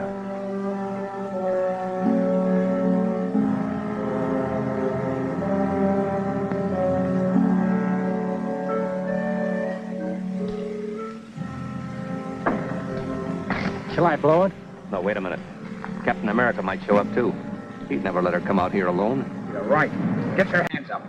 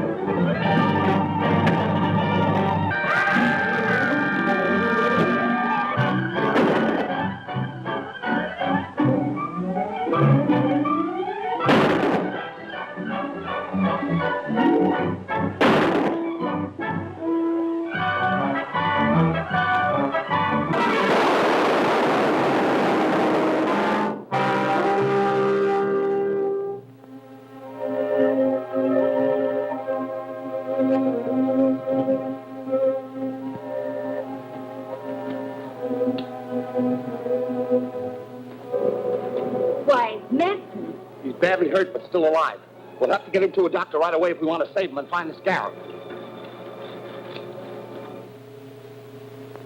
Bart Matson, who was captured last night by Captain America after a desperate fight, has been positively identified as the criminal who abducted Dr. Lyman and stole his world-famous life-restoring machine. Fatally injured in the battle, Matson is now in the home sanitarium on the verge of death. Attending physicians hope that he may revive sufficiently to speak. If he does, the district attorney is anxious to question him about that master criminal, the Scarab. Matson won't talk even if he is dying. I know that, but he's our most valuable man. If he dies, we'll have to change all our plans. No, we won't. As a matter of fact, I plan to get his body before it reaches the morgue. But Matson's dead body can be of no use to us. No. But restored to life it can. I'll make arrangements to recover the body. And when we do, I'll force Dr. Lyman to perform an experiment that will amaze even the district attorney. What's the latest on Matson? It's getting worse. The doctors have lost all hope of saving his life. Oh, yes, Commissioner. Dr. Black just phoned me from the sanitarium. Matson is dead. I've ordered the guards removed, and the county morgue will pick up the body. Well, that's unfortunate. Matson's death robs us of the best lead we ever had to the Scarab. But the search must go on for Dr. Lyman. Put every available man on the job. Okay, Grant.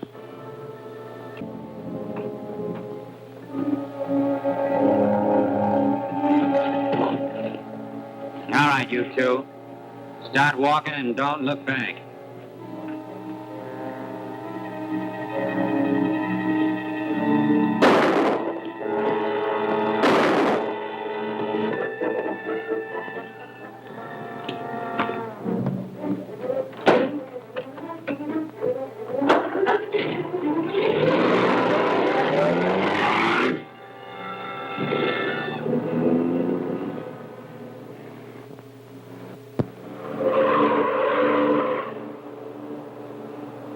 Well, that's the truck from the county morgue.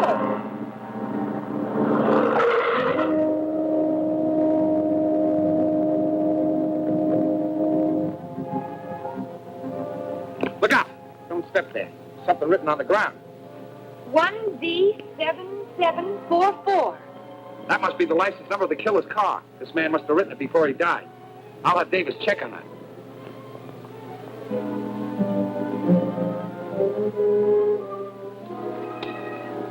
GG calling WD. GG calling WD. Come in, GG. The morgue wagon was hijacked. An automobile with the license number 1D7744 may be involved. Have the commissioner send out a general alarm to locate the car, but make no arrests. I'll handle this case myself. I'm on my way back to the office now. Okay, Chief. I just want to verify this number. 1D7744.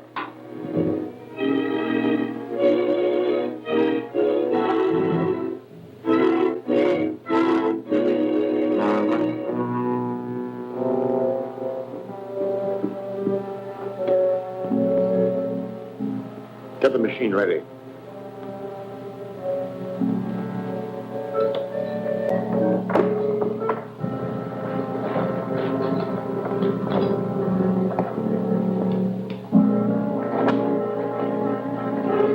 If Matson does not revive Dr. Lyman, your body will be used in the next experiment. Turn the generator on to full capacity.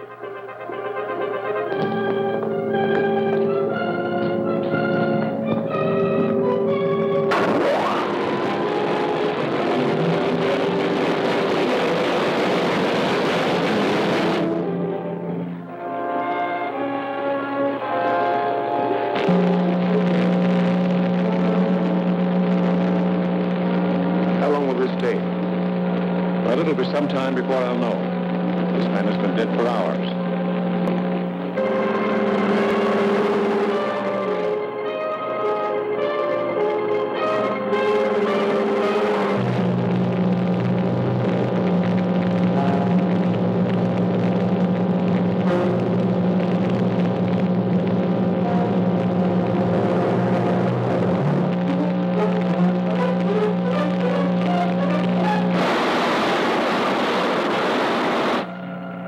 Well, that should be enough for now.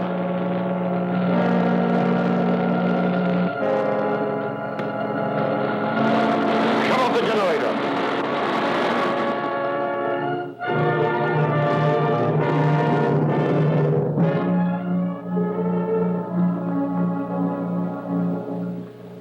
He's ready for the serum now.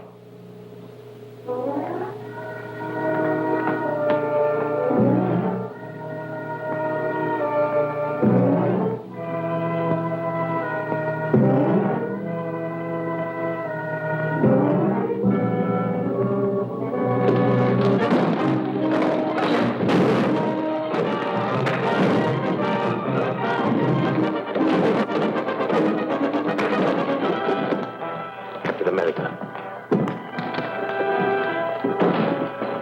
How much longer will it take it to revive? Well, only a few seconds. But I hope by that time Captain America will have captured both of you.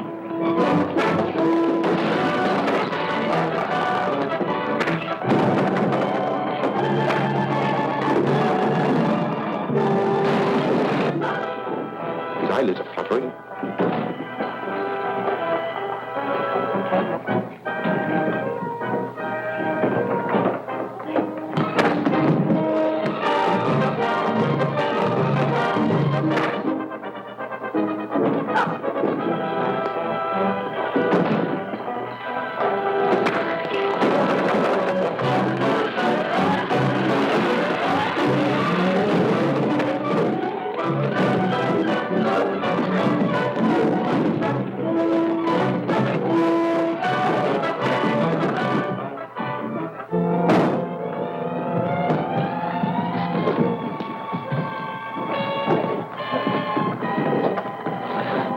Get out of the window, Matson.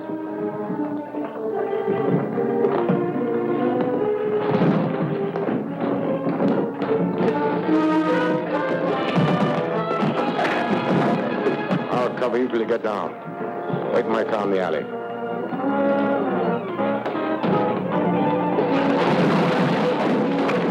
Pick up the machine and follow him.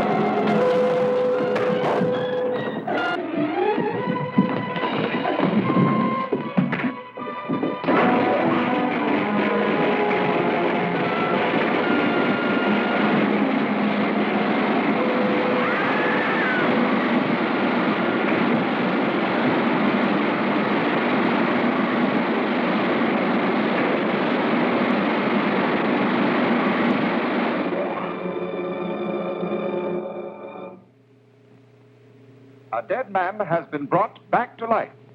This astonishing news came from the district attorney's office today when it was announced here that Bart Matson, the notorious Scarlet henchman who died yesterday, was resurrected by Dr. Lyman's life-restoring machine. While there are no known witnesses to the actual operation, Matson was seen escaping from an electrical laboratory in which the body of Dr. Lyman was found in the midst of the wreckage of his machine. You should be thankful, Matson. You're the only authentic case of modern times of a man who has returned from the dead. I owe you a lot for that. Too bad Lyman smashed the machine. Yes, it's unfortunate. However, we've destroyed another enemy. Don't forget that Captain America turned Dirk over to the police. They'll slap a murder charge on him. Oh, I don't think so. The only witness is Captain America, and he can't testify without revealing his identity. If he does that, we should be compensated for the risk we are taking. Dirk might talk. They put the screws on. No. I'm taking all precautions. Our lawyer has gone to see him. He'll warn Dirk to keep silent.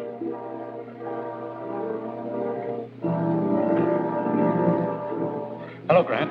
Did you get anything out of Dirk? Not yet, but I will.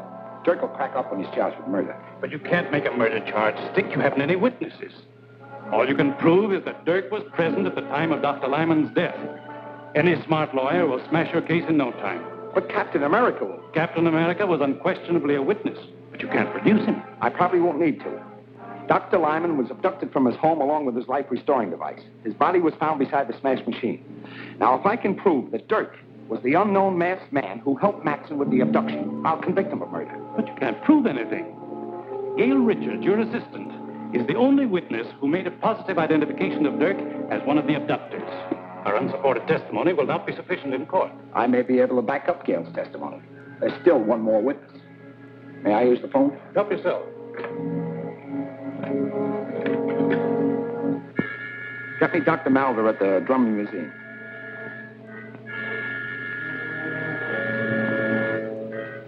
Yes, Gardner. Is there something I can do for you? I hope so. We have a prisoner here who we believe is one of Lyman's murderers. Now, we'll have a case against him if you can testify that he was one of Lyman's abductors. But he was masked. I only saw the man that Miss Richards called Matson. I understand that. But we'll put a mask on the prisoner, and there may be something, some gesture or some mannerism that you may recognize. At any rate, it's worth a trial. Now, could you arrange to be in my office at 2 o'clock this afternoon? Of course. And I hope you have the right man.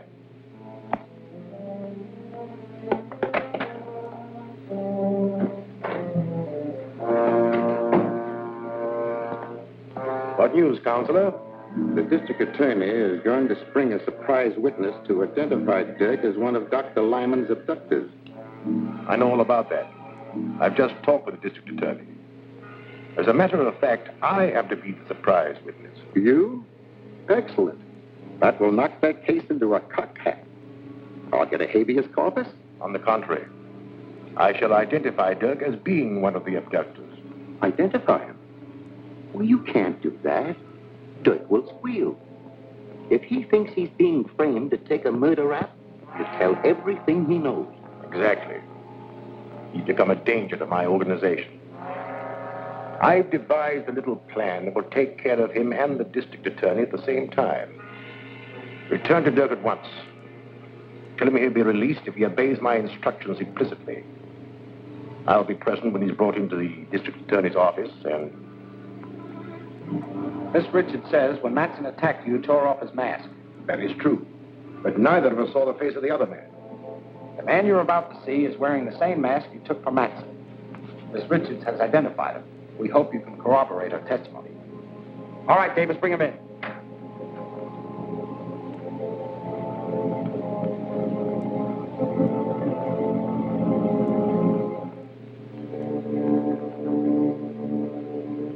No, I'm sure this is not the one. Quite right, Doctor. This man is one of my operatives. Bring in the next one, Walt. You understand, Doctor, we've got to be absolutely sure. We don't want your judgment influenced by your friendship for Lyman. Of course. My opinion will be without prejudice, I assure you.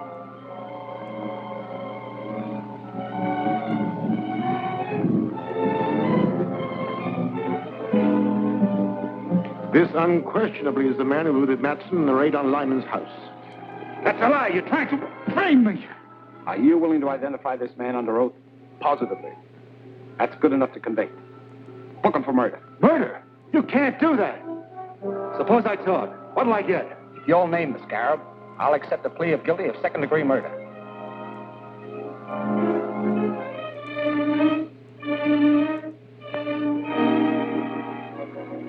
All right. Scarab was Doc Lyman himself. Oh, that's preposterous. The man's crazy. Lyman was a soul of honor. He might just as well accuse me of being the Scarab. That trick won't work. You can't save your neck by accusing a dead man. It's true. Lyman was using his machine to bring Matson back to life. Why did Matson kill him? How can I tell what a man will do who's just been resurrected from the dead? We'll have to have more evidence than just your word. I can prove it, but I won't talk before this guy, whoever he is. All right. If you'll excuse us, Doctor, and thanks for your help. Glad to give it. Glad.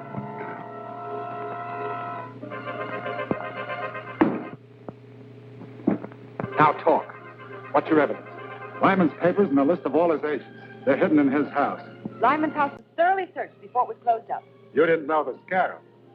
There are secret compartments in his house that your caps could never find. Take me there and I'll show you. I think you're lying, but I'll call your bluff and take you to Lyman's house.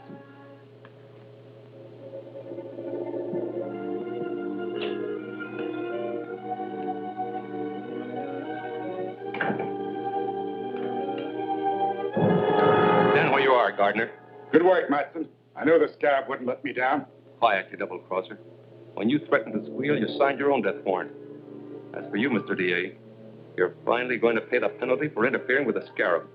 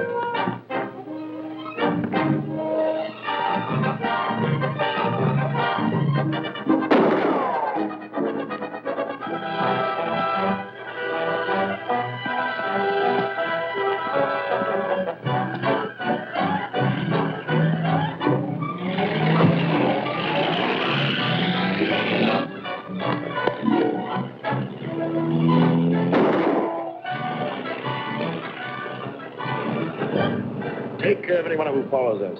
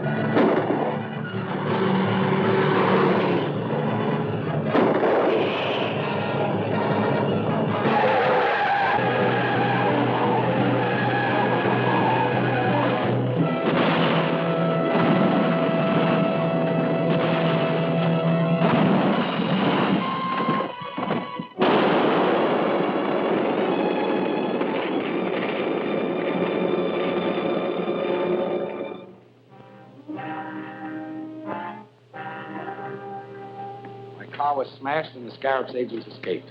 G.F. Hillman, the railroad president's on the phone, Chief. He's calling by a radio phone from his private car on the Westland Limited. Hillman? Wasn't he one of the principal backers of the Mayan expedition? That's right. I'll take the call here.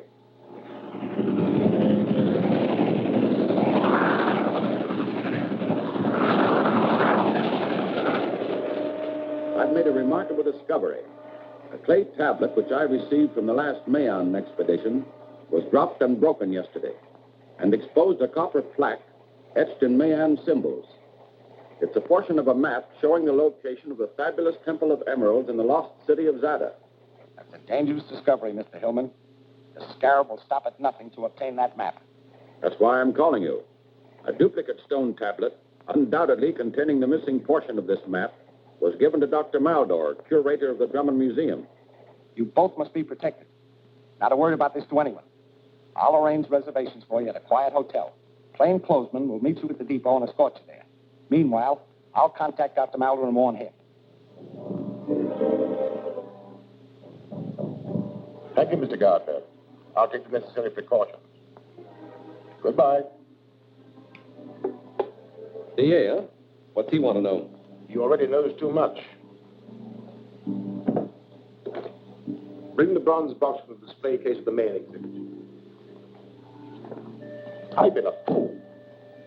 The key to the secret wealth of Zada. Half of a map to locate the temple has been lying here in the museum under my nose. Half of a map? Has it been torn? No. It was etched on a copper plate and must have been broken in 2 parts for better concealment. Hillman discovered one of them and is taking it to the district attorney. Ah.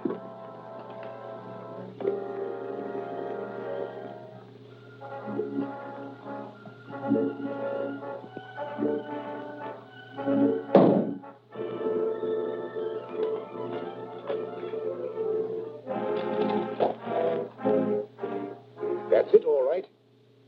It's worthless without Hillman's half. Of course. But I can overcome that difficulty. I shall discover Hillman's whereabouts through my good friend, District Attorney Gardner. Come in. Dr. Malvern, you shouldn't have come here without proper police escort. I warned you. Your warning came too late. I investigated the Mayan exhibits as soon as I heard from you.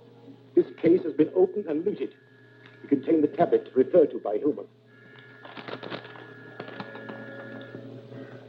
Any indication how the thief got in? Not a sign. Who has handled this case? Only my assistant, Gruber, and myself. Well, have a seat, Doctor. I'll have Davis check this completely for me.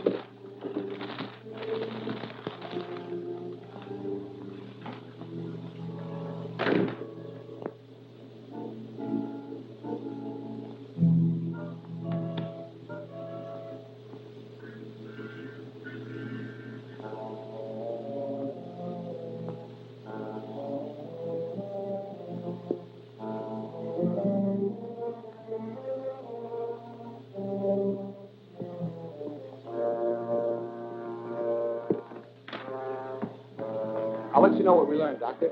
Meanwhile, I'll have the police search the museum for additional clues. Fine. And you'll tell Hillman what happened? Yes, I'll phone him right away. Now, if you'll excuse me, Doctor. Why, certainly. Goodbye.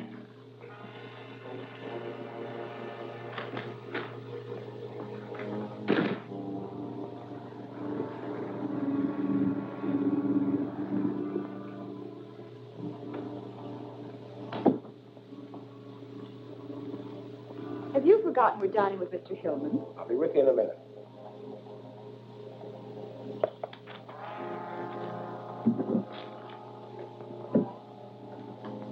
All right, let's go. Hello? Yes? I'll bring them over right away. Commissioner, he's just received the police report on the museum robbery and wants all confidential files brought to him immediately. I'll have to go back to the office and pick them up. But what about our dinner engagement? You go ahead. I'll try to join you later.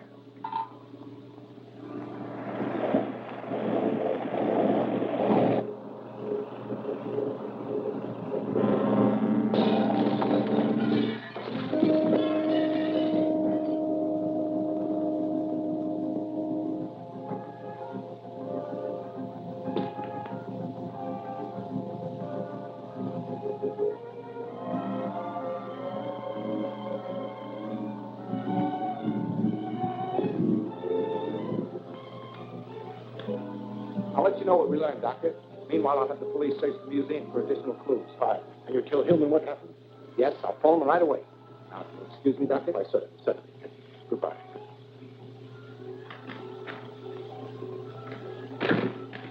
Get me Mr. Hillman, Hotel Metropole, Suite 504.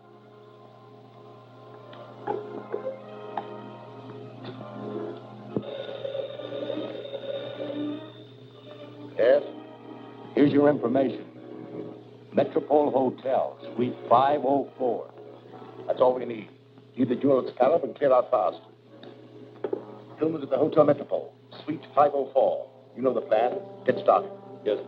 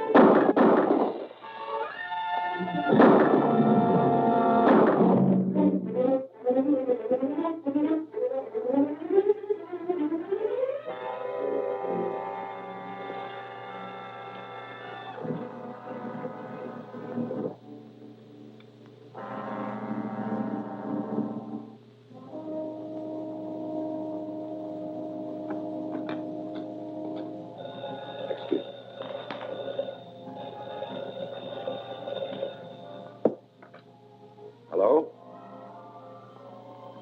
Certainly. Mr. Gardner wants you. Thank you. Clancy speaking. One of the Scarab's men just broke into my office. I don't know what he was after, but it probably means they're trying desperately to find Hillman. So be especially careful. I'm coming right over.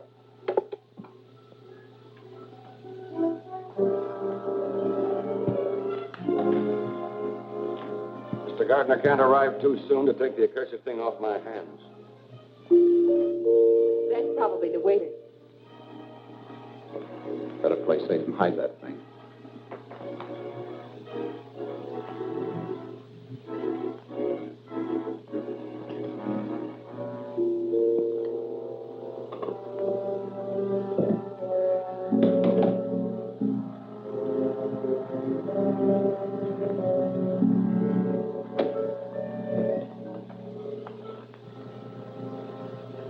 Sorry, Bud. Just a formality.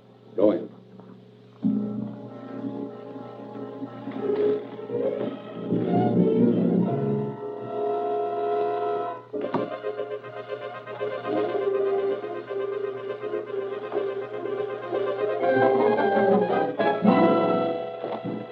What's the meaning of this?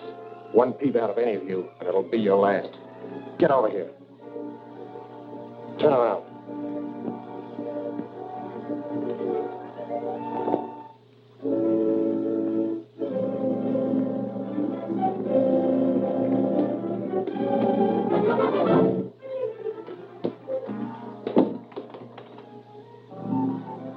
Tie up the copper and that girl.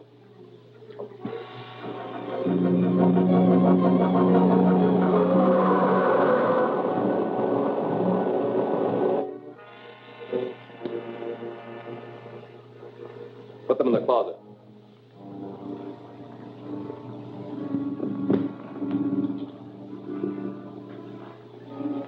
Now, Mr. Hillman, the Scarab wants the other half of the treasure map.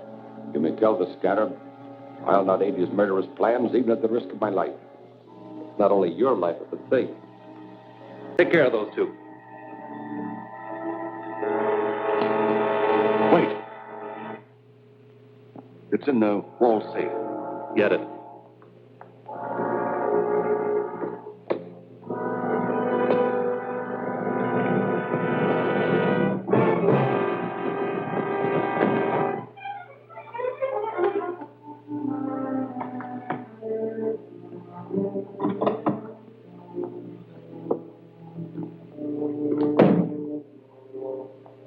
Watch him.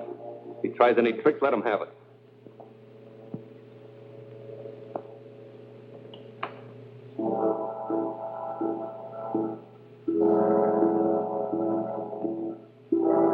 This looks like the real thing, all right. Now, we're taking you to a nice, quiet place where you can decipher both pieces of this map for us. We'll go out the service entrance. Take a look in the corridor and see if it's clear.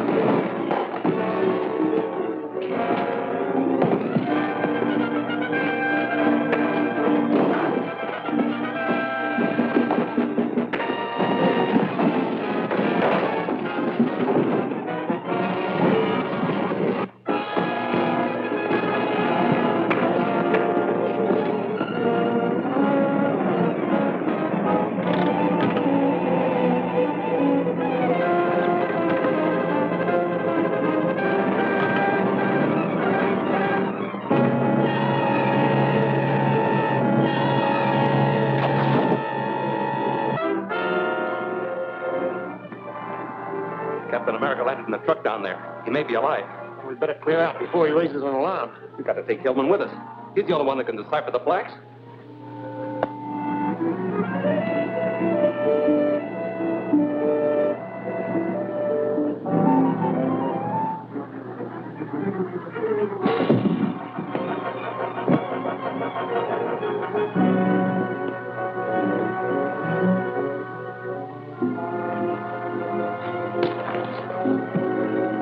You're coming with us. If anyone tries to stop us, you'll be the first to get it.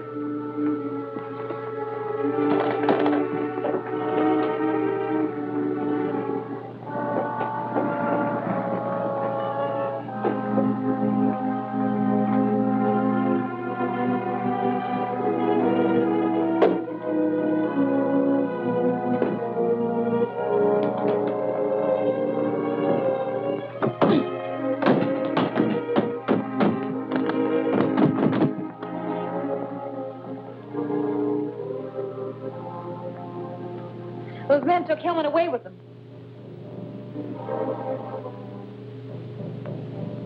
Captain America tried to trail us, but we lost him. So Hillman is resting comfortably at the farm. He'll be in shape to talk by morning. I wonder how Captain America found out we were at Hillman's hotel. I think I know. One of my agents reported that the man we sent to the district attorney's office for the electro recorder was killed. His body is in the morgue. And the DA must have the electro recorder with your voice on it. The sound was recorded on a magnetic wire. When it was played back, all sound was eradicated. There was no identifying mark on the mechanism. We have nothing to worry about from the district attorney.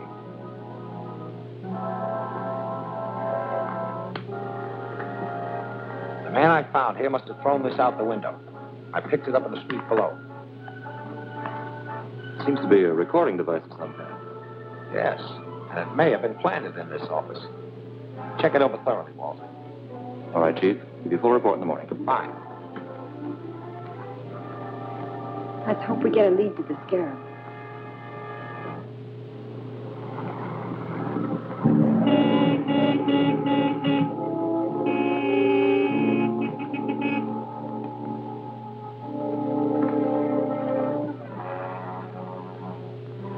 It's Matson, and the Scarab is with him.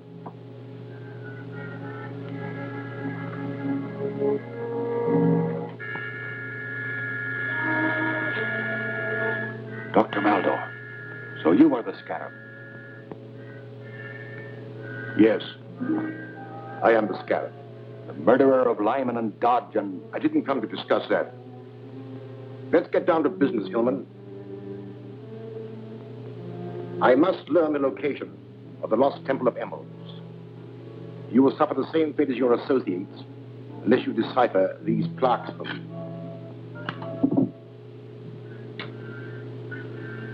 I won't do it. You'll never get your criminal hand to that fabulous wealth. You're very headstrong. But there are ways of making you talk. Tie him up to that chandelier.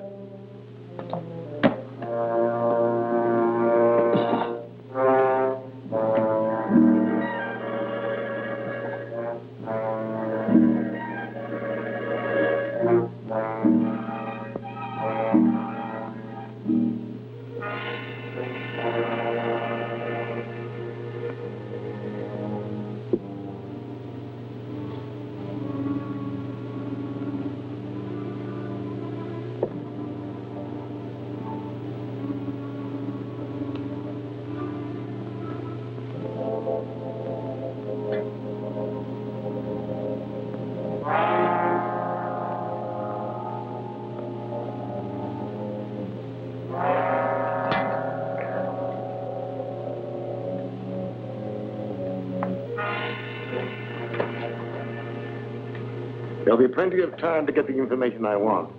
There'll be no interruption from Captain America or the district attorney now.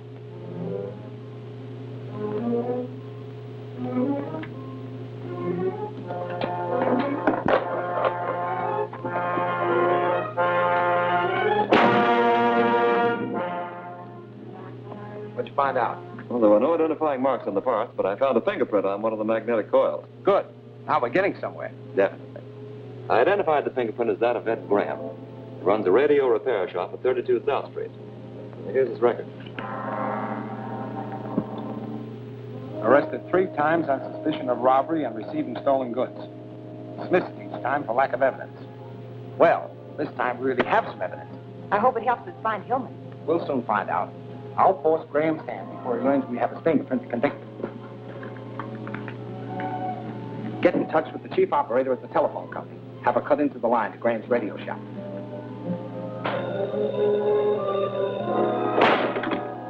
Hello? Just a minute. I'll talk. Cut him down. Graham's on the phone.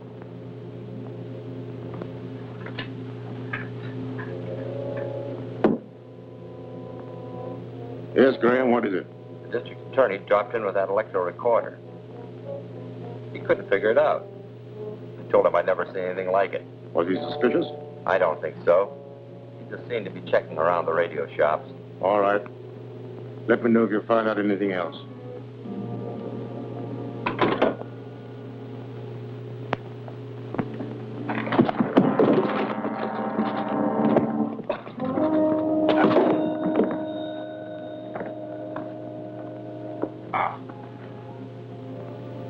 You may have fractured his skull. Your stupidity will delay my learning the secret of those plaques.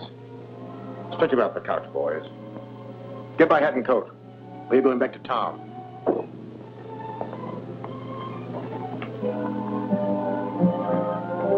Yes, Alfred. Thank you.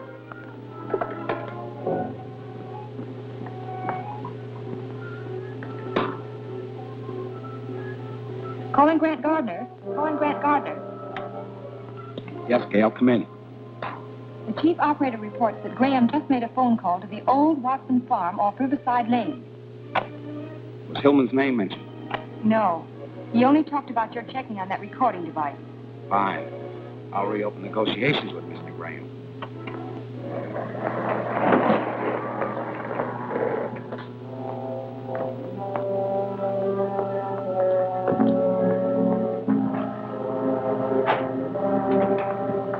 You're under arrest. What for? For manufacturing that recorder. Your fingerprint was found on the coil. All right, I made it. I sold it to a stranger. Yes. The stranger you just called at the Watson farm. How'd you find out? Never mind that. You better talk and talk fast. Is Hillman at that farm? Get around behind here.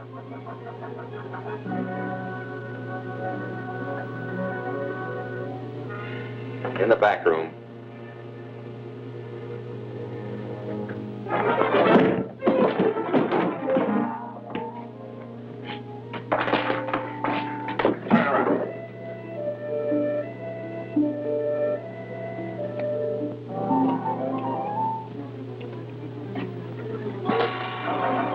hold you for a while. I'm going to investigate that farm.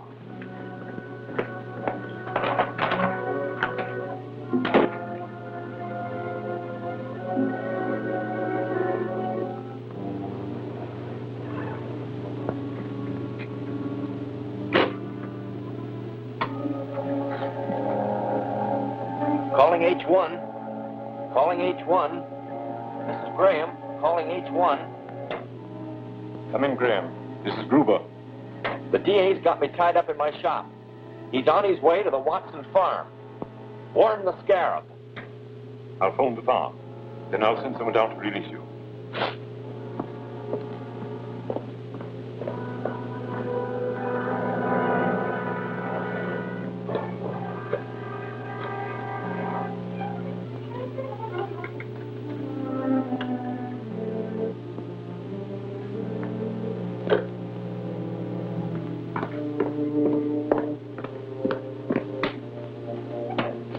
Calling MA. Calling MA. Calling MA. This is Gruber. Come in. What's the trouble? The DA got the goods on Graham. He's on his way to the farm right now. Tried to phone him there, but no one answered. Shall I try again? It's no use. The phone's out of order. There's no way to warn them. Can you beat the DA to the farm? No, it's impossible. Call my pilot. Tell him to have the plane ready to take off. Instruct him to load the bomb rack. Hillman knows that I'm the Scarab. There's never lived to talk. We've got to fly there and bomb the house. Yes, sir.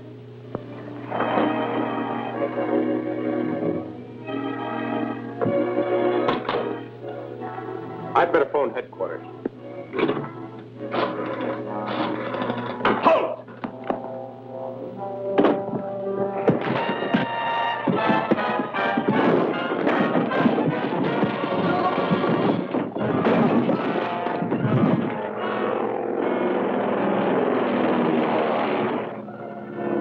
We're coming to the house now. Nose are down.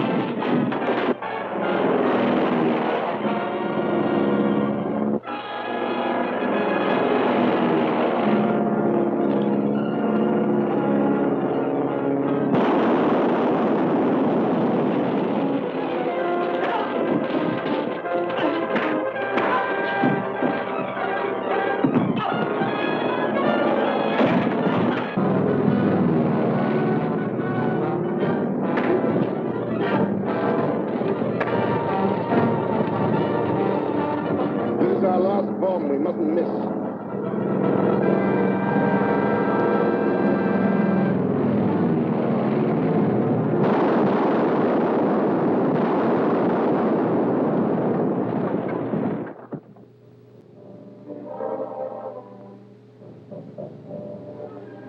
G.F. Hillman, wealthy railroad president, was rescued today by Captain America from the Scarab's agents, who bombed a farmhouse where he was being held prisoner.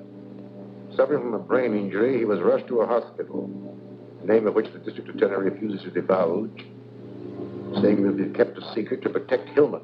If Hillman does regain consciousness, you'll tell them that you are the Scarab. He must be killed before he can talk. How? Only the DA and Captain America know where he is. It is obvious that the district attorney and Captain America are the same man. When Graham phoned from the radio shop, he said that the district attorney was on his way to the Watson farm. Yet Captain America was the one who reached there. That doesn't locate Hillman for us. Gail Richards will. How is he? Bad shape. I wired for a famous brain surgeon. He was just starting off on a hunting trip when his office caught him. He's driving back and should be here by 5 o'clock. Here's their reply. He says he's coming here to the office. Yes. I couldn't take a chance to let anyone know which hospital Hillman is in. When the doctor arrives, I'll drive him there. In the meantime, you go to the hospital, stay right beside Hillman. In the event that he regains consciousness, try and get a statement, even for a moment. Understand? Right.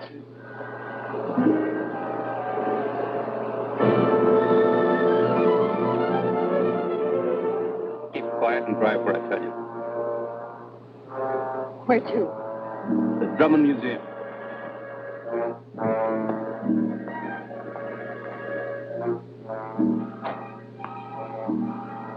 It's good to see you, Miss Ricketts. Be seated. Dr. Malder, why was I brought here? Perhaps this will explain.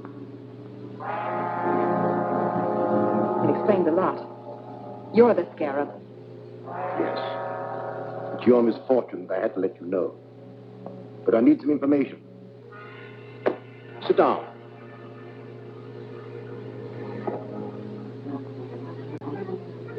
Tell me, where are they keeping Hillman? If I knew, I wouldn't tell you. Fortunately, only the district attorney knows. I had thought you would say that. But I have a means of making you tell me the truth.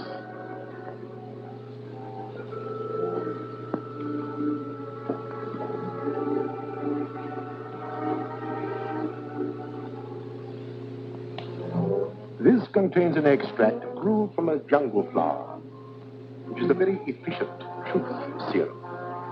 Under its influence, you will tell me anything I want to know. Unfortunately for you, the effects never wear off, and you will spend the rest of your life in an insane asylum, a hopeless idiot. And now, Miss Richards. Wait.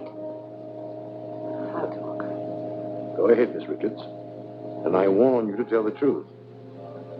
I don't know which hospital Mr. Hillman is in, but the district attorney has wired for a brain surgeon who is driving here in his car. He will arrive at the office at 5 o'clock. From there, he's to be taken to the hospital. What is the surgeon's name?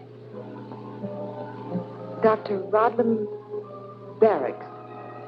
Spell it. Rodlam Baracks.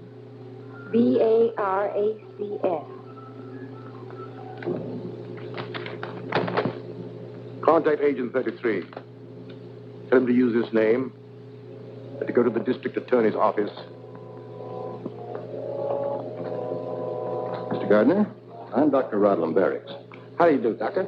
Would you have a chair? Thank you. You arrived earlier than I expected. I know. I received your wire about Hillman, and instead of driving all the way, I managed to charter a plane. That was very thoughtful of you. In a case like this, time is important. Has Hillman regained consciousness?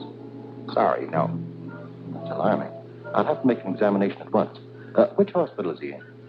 The Crestview on Woodlawn Avenue. My associate's waiting for my call. May I use your phone? Certainly. I'll dial it for you. What's the number? Oh, 2643.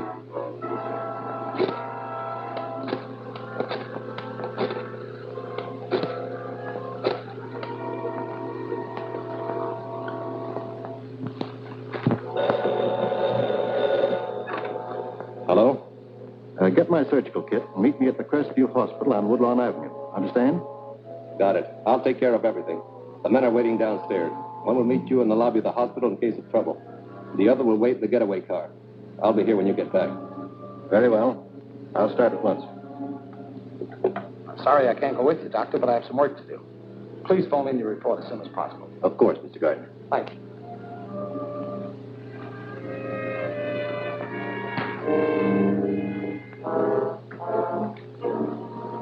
What's up? That man's an imposter. Only Gale and I knew I'm expecting a brain surgeon, and the man I wired for is Dr. George Thomas. Then Gale is in trouble. Exactly. But there's a chance to find her. I gave him the name of the wrong hospital. I want you to phone the commissioner. Ask him to send a raiding party to the Crestview Hospital and pick up Dr. Rodlam Barracks and whoever's with him. Meanwhile, I'm going to trace that phone call he made.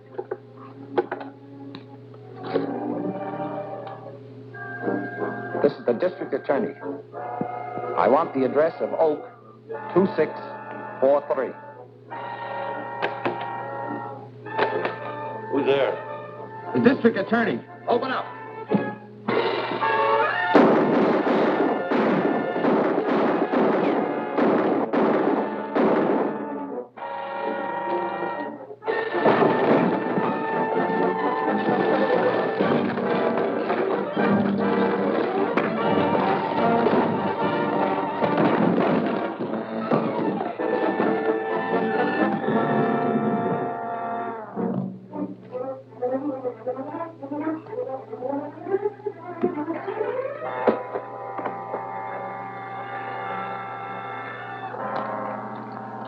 Where's Miss Richards? How would I know? You know, all right. And about that phony surgeon, Rodman Barracks, too. Phony? Well, the girl told us that. She gave you the wrong name. She made this one up to warn me. And at the same time to tell me that Malder is the Scarab. Malder? You're crazy. Hey, how could she do that? Rodlam Barracks is Malder Scarab spelled backward. See? S-C-A-R-A-B. M-A-L-D-O-R. Malder is the Scarab. When Malder finds out she double-crossed him, he'll kill her. She'll have a horrible death. Well, you know what he'll... Shut up. He won't find it out in time. Yes? The whole thing was a trap. The cops were waiting at the hospital. Got the others. I just managed to escape. Hold the car there for a fast getaway. We'll be out as soon as we dispose of the girl.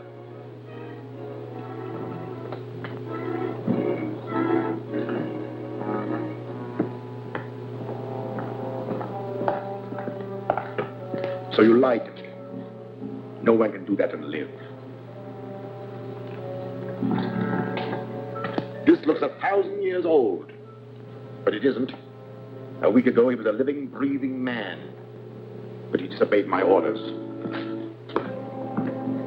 He was placed in this case. In a short time, he became the withered mummy that you see before you. And you'll be just like that in a few minutes. Gruber.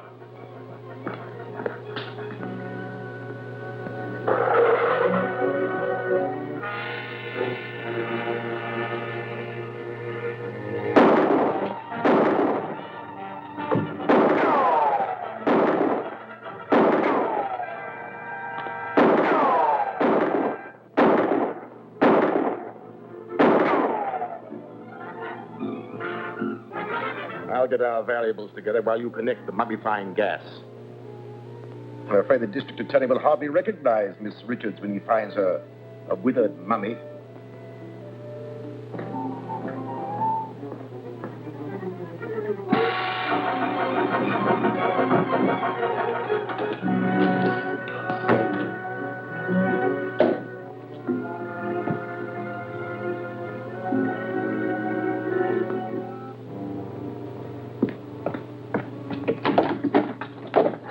Leaving, Mr. Scarab? You arrived sooner than I expected, Mr. District Attorney. Where's Gail Richards? Well, you'll never find her unless you're willing to exchange her life for my freedom. The Scarab will have the pleasure of turning on the gas himself. Better make a deal, Captain America. In a few minutes, it will be too late to save Miss Richards. Then she's in the building. Tell me where she is.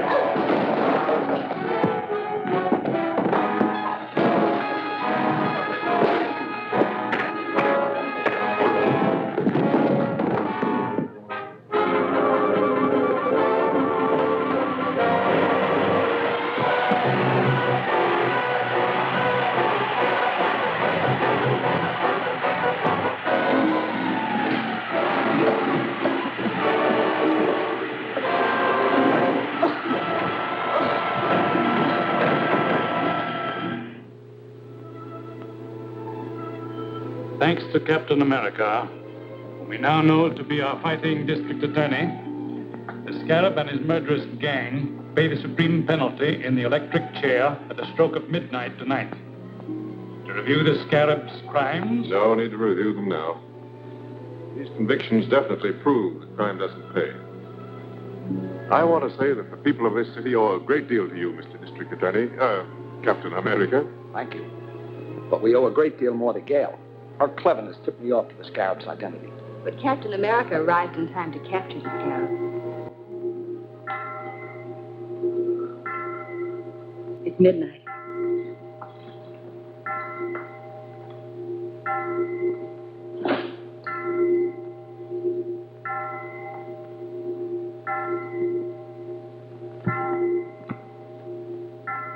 The toll of doom for the Scarab.